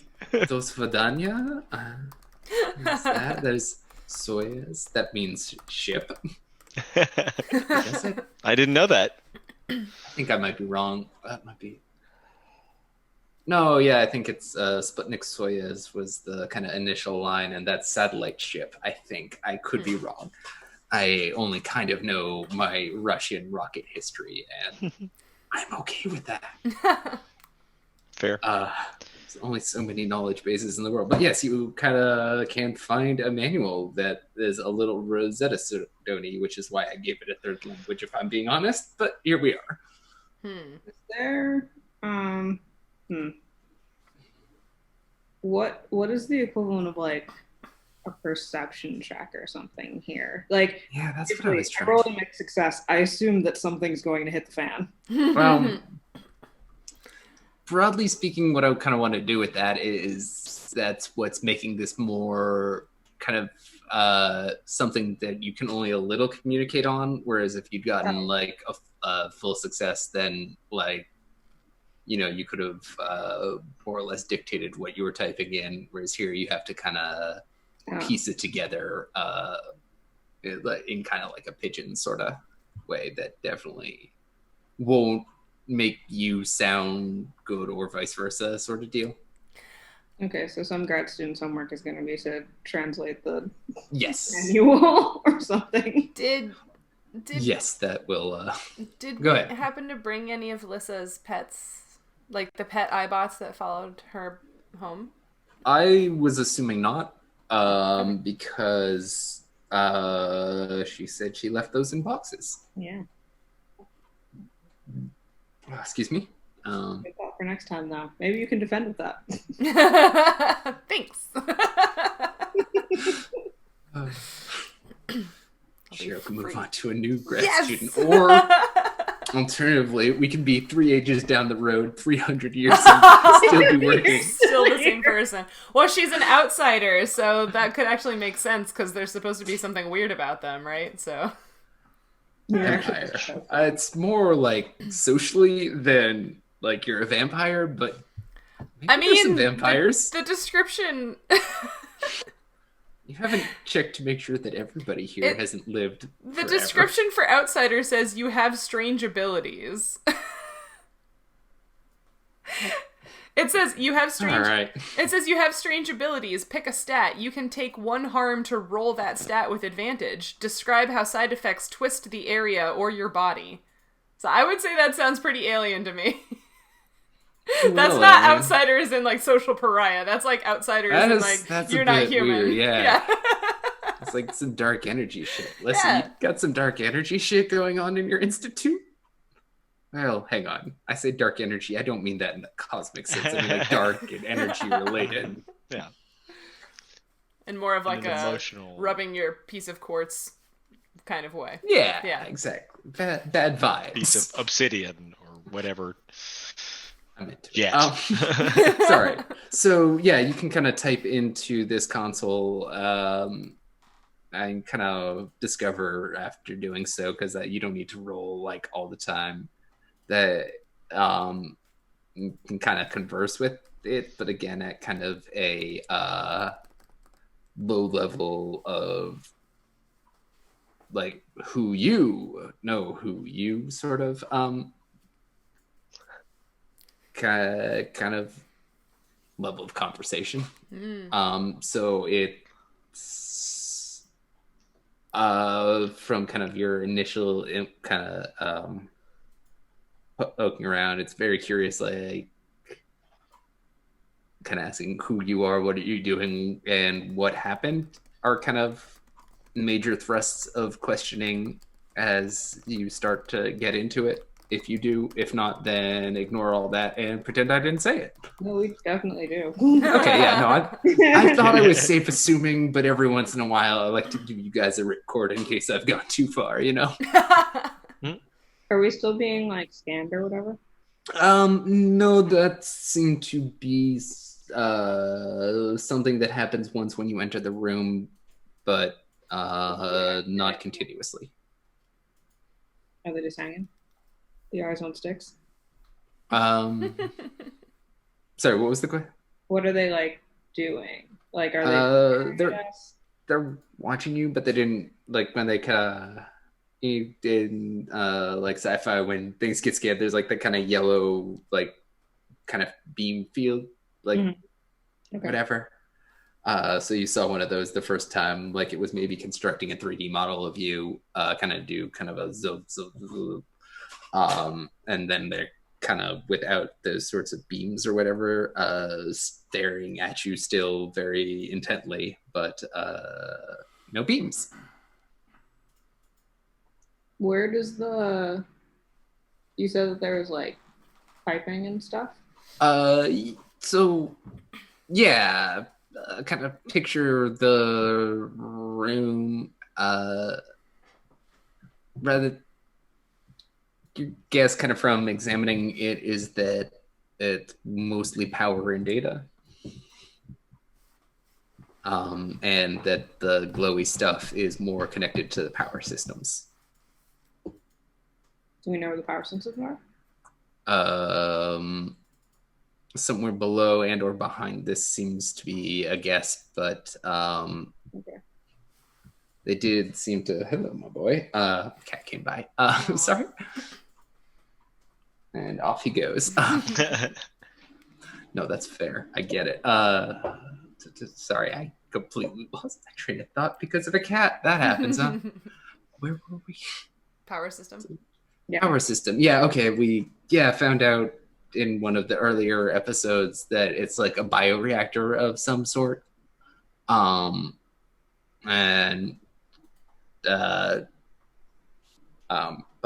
But this seems connected, like it's kind of some sort of radioactive fungi of some sort, or radiation eating fungi of some sort. Seem to kind of be a component of it and running throughout, as well as being part of something maybe like a cooling system. Have we haven't found that before, have we? No. Indications are definitely that it is somewhere beyond this door, but all you can see at the moment is kind of this central room with a questioning computer. Somewhere beyond the door. What do you... Does that fly me to the moon? What is it? I don't remember the name of the song. Open the other door too? What? Can we try to open the other door too? I'm really trying our luck with doors today, but I only have the one car. No, you just have to drive yourself into the next one. If we'd done a perception check, we would have seen that it said push instead of pull. Nothing in the room seems either door-like nor that it is necessarily concealing a door, but at the same time, like, this is fairly fancy metalwork, and like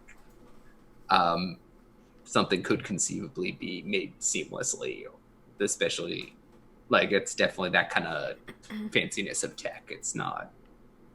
Are there other down here that we haven't been able to get into, or is it just that there were kind of, I think the first time when you kind of found that room that was like a pile of robots, yeah, you kind of over the years made your way into it. They didn't contain anything too much of note. Various bric-a-brac, debris, machinery occasionally not broken, which was fun and exciting when that happened, but was certainly not anything you got used to. Yes, I know my child. I'm so sorry. Was that all the cat? Oh gosh. Okay, so you could. Yeah. Yeah, he's very vocal. They are both very vocal hunters, and also, actually, it's mostly it when they kind of get something is the primary time they'll meow at me. Nice. But sometimes they'll do it victoriously when they've had a very good poop or something. I don't know. You know how cats are. Weird. Yep. So, but yeah, I don't think any, it seemed that door was blocking your way for a while, and kind of as such, you've done a fairly thorough examination of the things before it. And so kind of the main thing is, that power and whatnot were always kind of leading into this room without really it being accessible, you didn't try taking a motorbike to it, which, I mean, fair enough. It's unconventional, you know. I was got to think outside the box if you want to get stuff done. But at the same time, I think there's not too much more of interest on this side of the door. It's definitely concealing a power source, but that and this major big computey thing may be the two big parts. I don't know.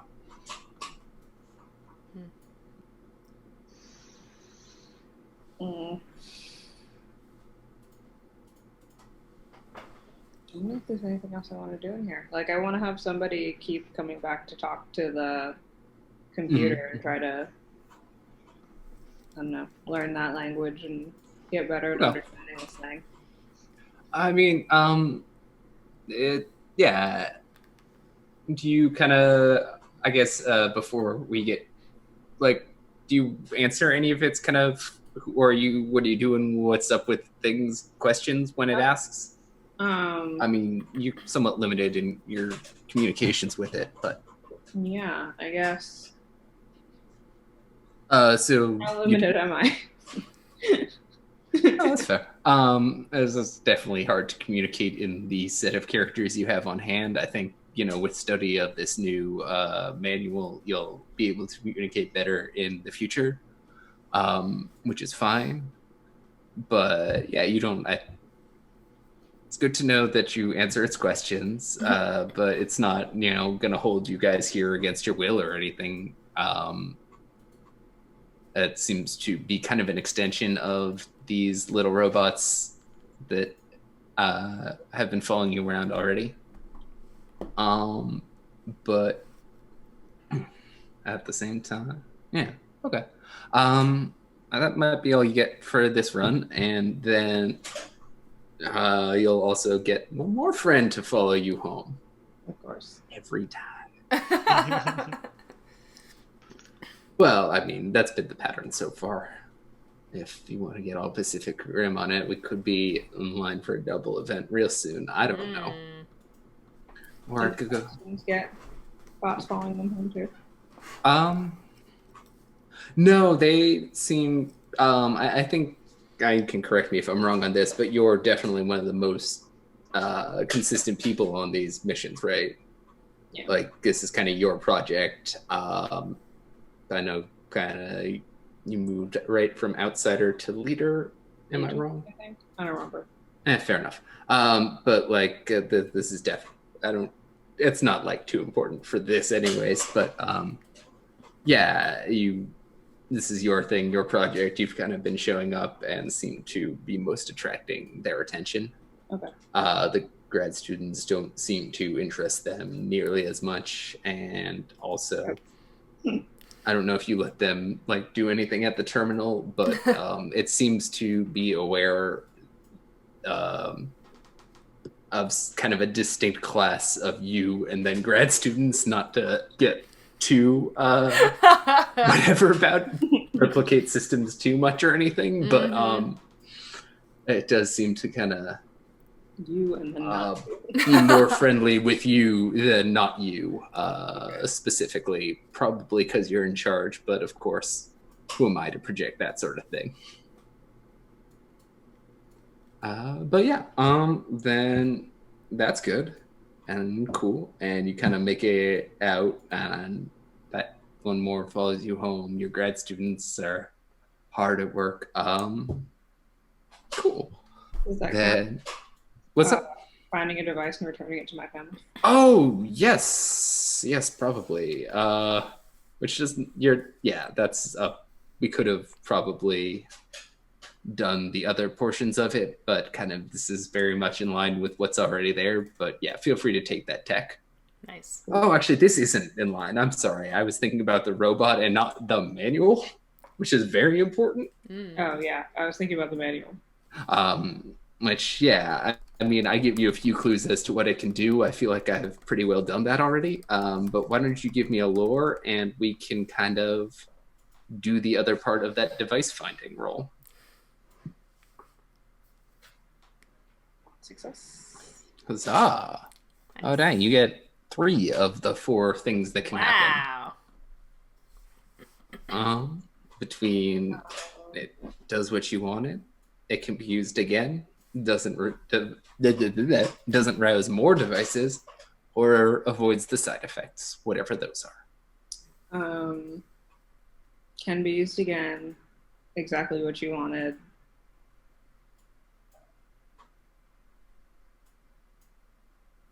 Avoid side effects? Cool. I mean, no, that's fine.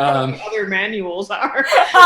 Well, that's fair, but I will point out again that many things are devices, not just the manuals. Yeah. The robots are devices. The computer's kind of a device. It's all devices, baby. I mean, I'm just hoping that the manual isn't radioactive, or we're somehow avoiding that. So.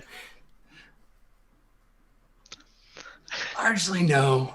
I mean, there's definitely yes. I mean, if you think about it, every manual or book is just a mouth of pages. So, like, you know, you're trying to leave, and all of a sudden, all of these like manuals fly at you and start like trying to eat you. No, that's magic. Distinctly magic, and I know Arthur C. Clarke said. I'm so sorry to be mixing magic into your sci-fi. My bad. Yeah, what the. We've got very clear delineations of cliche between and like visual and storytelling language. Mm-hmm. So like, I'd appreciate if you didn't step all over whatever it is I'm doing. Whatever it is. But yeah, okay. I think more than anything, the you don't rouse other devices in the environment thing is that the computer notices that you took it. Okay. It doesn't seem mad about it or anything, but it now knows that you know, which might or might not be something. Probably isn't. You're probably fine. You're accumulating all these fun robots in your base. How could that go wrong? I actually understand them now. I mean, definitely. Actually, I think we can kind of continue to roll into this line a bit. So, like, you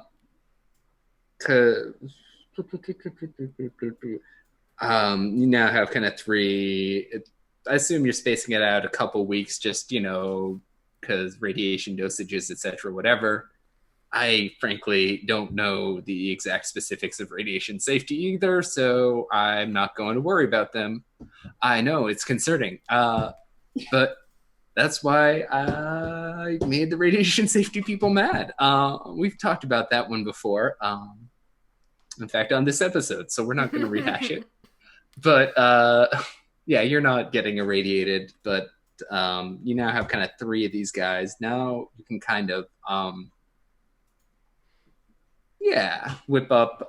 You start to kind of put together a little translator, sort of a two-way communicator that can kind of communicate with these little guys. Google Translate. Exactly. Yeah, and you install it on your smartphone, and then you figured out the Bluetooth. Yeah, exactly. And you text them. You up? There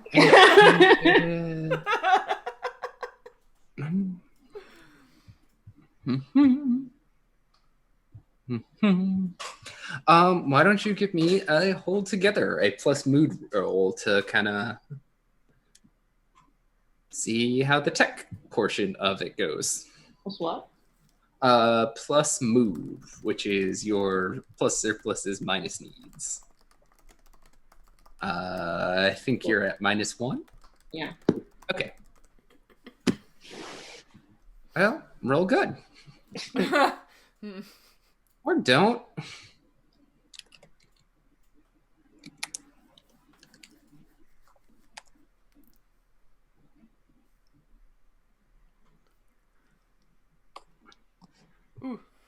Don't. Or yes, don't. Whoops. That's the opposite of rolling good. That's rolling bad. Do you want to ask any of the other factions for help on this project? Wait, sorry. What am I asking for help on? What I'm trying to kind of get is a couple things, is both the development and use of communication method with these robots. So like now that you can kind of get into or understand their language, I think kind of the next step is, and again, if you tell me I'm wrong, I'm happy to accept that. But I think the next step is broadly building up like a device to communicate with the little ones that you have there. And so that's kind of what I was thinking that this role is about, is seeing how well that process goes. Who else deals with like tech? Let's see, Bowerbirds, the nukes. I don't know that I'm looking for like biohacking right now. Yeah. Bowerbirds a little kind of more in offensive defensive side of things, but I guess still. Bowerbirds. I don't know how I would ask for that now. Like, yeah. So let me double check. I think I have you having 3 treaty on yourself, and that can't be right. That sounds wrong. That sounds wrong. Like, I don't know much about this game, but that feels wrong. I know that everyone else has at least 1 treaty on me, and I don't think I have treaty on anyone. Yeah, I think you have some on some. It looks like you have 3 on Shepherd. No, it's 3 on Institute, so that can't be right. I'm sorry. Yes. Actually, that might be a lie. Hold on. Listen, we did this back at character creation. I'm not gonna. Well, and we had all of it in a nice place, and then it disappeared. Yeah, so. It was on Roll20, and then it just disappeared for Roll20. So apparently, like originally, I had 2 treaty on Xander. Huh. All right. Well, do you want to spend? I must have did the whole thing where you just add them together because. Oh yeah, let them. Yeah. Early on, we thought they canceled. Up until this episode, we thought they canceled, including me. I want to be absolutely clear. I did not learn the mechanics either. Which you feel like maybe as GM I should have, but I didn't. So yeah, when Xander has some treaty on you, it says 3 here. So why don't you roll for him? Because otherwise I roll for him, and I don't want to roll. That's not my job. I'm the GM. But yeah, he do 2d6 plus 3 for his treaty because you've worked together on kind of techie stuff before. Dang it! Oh no! All right, he's not here, and I'm not gonna be too mean to him. That's a lot. We're just trying to help, but what? I think the translation process is a lot. What are you looking at, Peter? Do you have? No. I was shaking my head, just looking at the scores, the rolls. Yeah, they're not ideal. Not great. I think one thing you kind of quickly discover is that the manual isn't like precisely literally translated word for word between them, and so there's a lot of idiom and phrasing and things like that make kind of figuring out the syntax in both directions from the one language that you do know to be a lot more difficult than you initially expected it would be. So you're kind of stuck on this right now. We open it up and it's just IKEA furniture and stuff. Yeah, exactly. The back half. No. York. Use screw B, which looks exactly the same as screw C and screw A. But they're all different sizes, but they're all the same size in the picture. Yeah. A, B, C. It's like one of those, which one's longer, optical illusions. Oh, no! Yeah. It's true. But yeah, it's an you are, in spite of having take the point of tech for bringing the device back, because that's always a point of tech. But the manual, oh, you said it. We already got to it. Does what you're supposed to do. So I guess let's put the failure ahead of that into the communications device. You're still, because yeah, you can't fail on the translation part of the manual. You already rolled that. Okay. Instead, I think, well, you can definitely figure out how to, like, the language portion of like talking to this system, whatever it is. What you still are no closer to figuring out is its encryptions. So, like, if you go back to the terminal, you could probably communicate there, but you're still pretty much at a loss for communicating with these little guys. Okay. Yeah. And any sort of non-encrypted sort of way. They run on Bluetooth. Okay. Bluetooth doesn't seem to do it. That's the problem. Is you've tried all the Bluetooth protocols you could think of. I think there's one. Research into Bluetooth, like okay. protocols lately. So yeah. Anyway. Well, there we are. I'm glad someone knows. Peter? I was just gonna say, this is Nature Chat. If you are Nature Chat, Yeah. you wanna tell us a little bit about Bluetooth and how Bluetooth I don't actually have that works. much plan. Yeah, I cool. mean, I I like do stuff, but I know about, the origins of the invention of Bluetooth, but I don't know anything about how it actually works. wasn't that Hedy Lamarr? That's my one cool fact about That's the one thing I know. And it's named after King Harold Bluetooth of Norway. It's no, it's the I know. symbol is the runes. Yeah.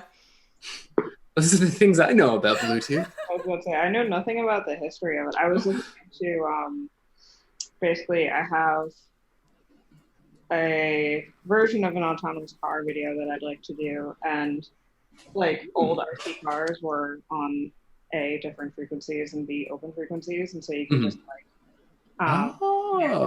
them, and more new RC cars are RC in the Bluetooth range, and they have more secure encryption protocols in terms of what can and can't connect to them. And so I've been trying to figure out how to connect to this car that I already have, or whether or not I need to like build a new like board for it that can work with what I want to do.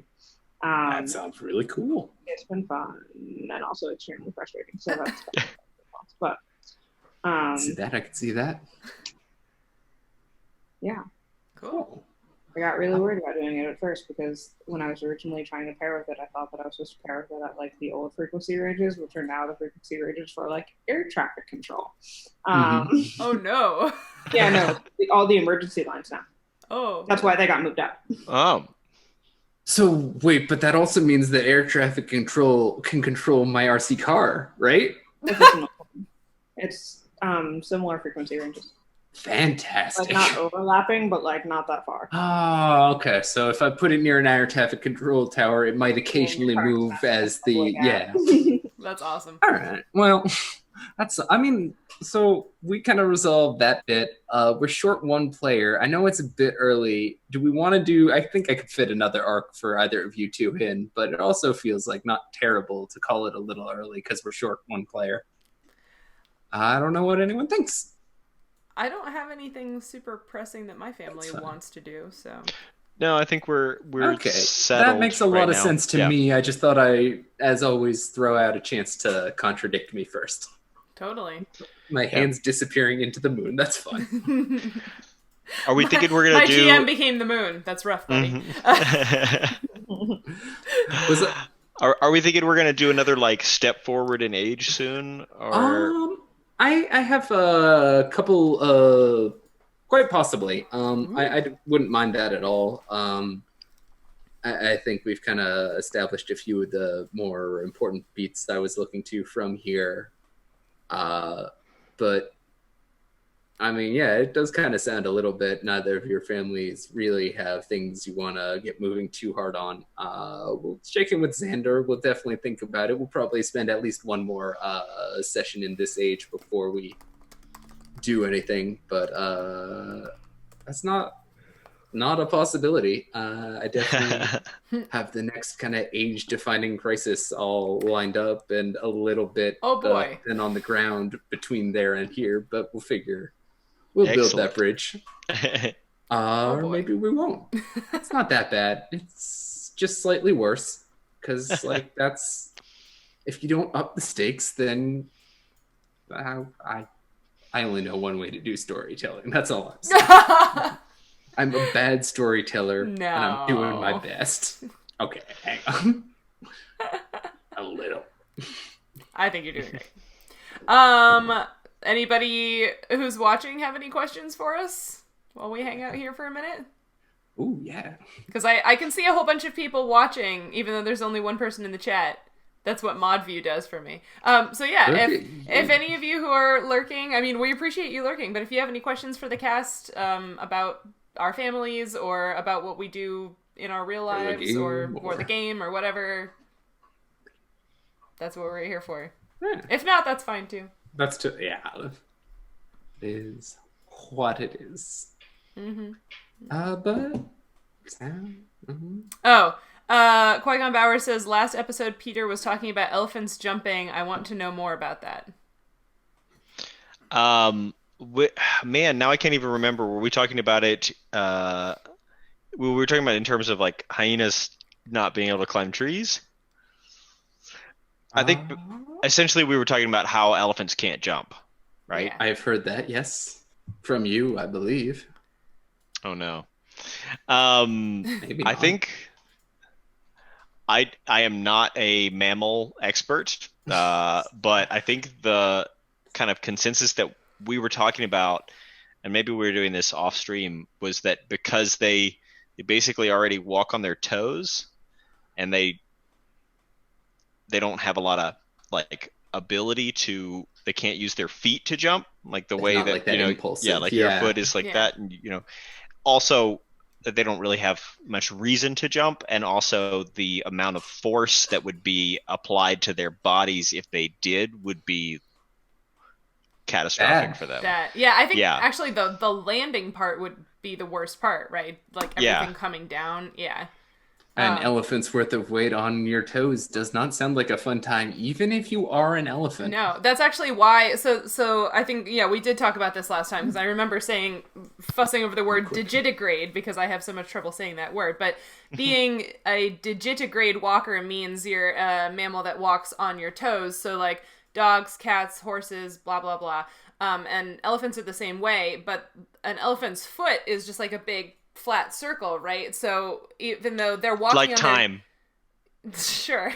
So even though they're walking on their toes, what makes up the rest of that circle is this big fatty pad, and that's there to be a shock absorber because they are so big and heavy. So yeah, I feel like just the existence of that pad makes me feel like they're just too heavy for their own joints to do something like jumping. Yeah. But I don't know that for absolute certain. I just know that like that foot pad is there to cushion them.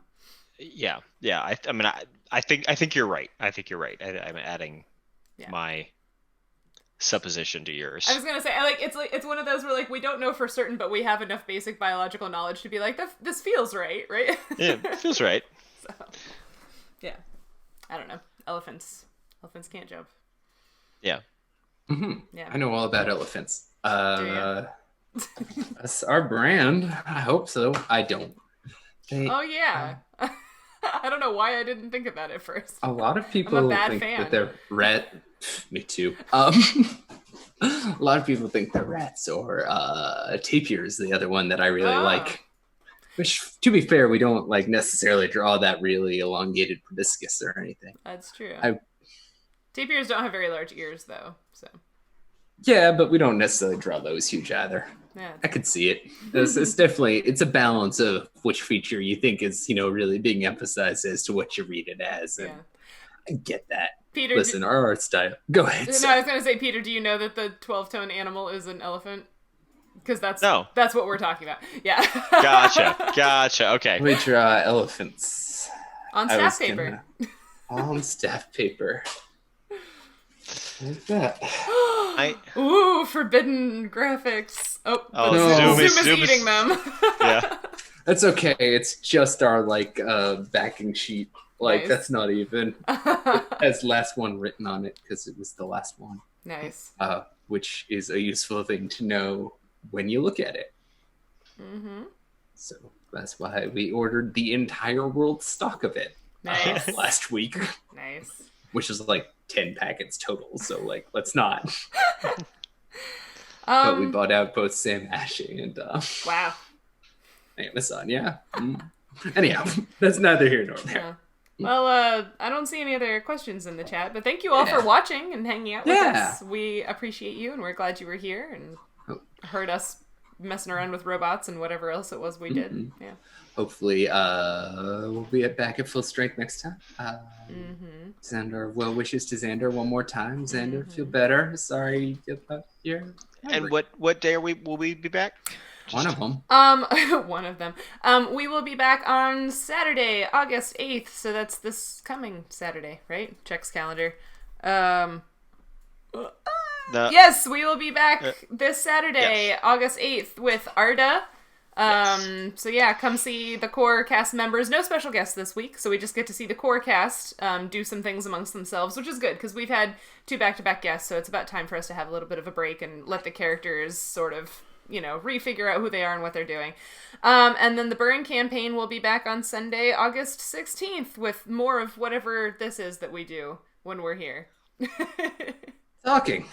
Yeah. Sometimes rolling dice and seeing what happens. Yeah. That's about right. Yeah. I mean, I don't know what's next. I know what's after that, but I don't know what's next. Mm. We'll find out. Maybe it has something to do with those scrappers up in the hills. Oh. Maybe not. Scrappers. Well, I mean, they're people. You don't know. Ah. Mm-hmm. No, I know who they are. Of course. Anyway, thanks for joining us. Yeah.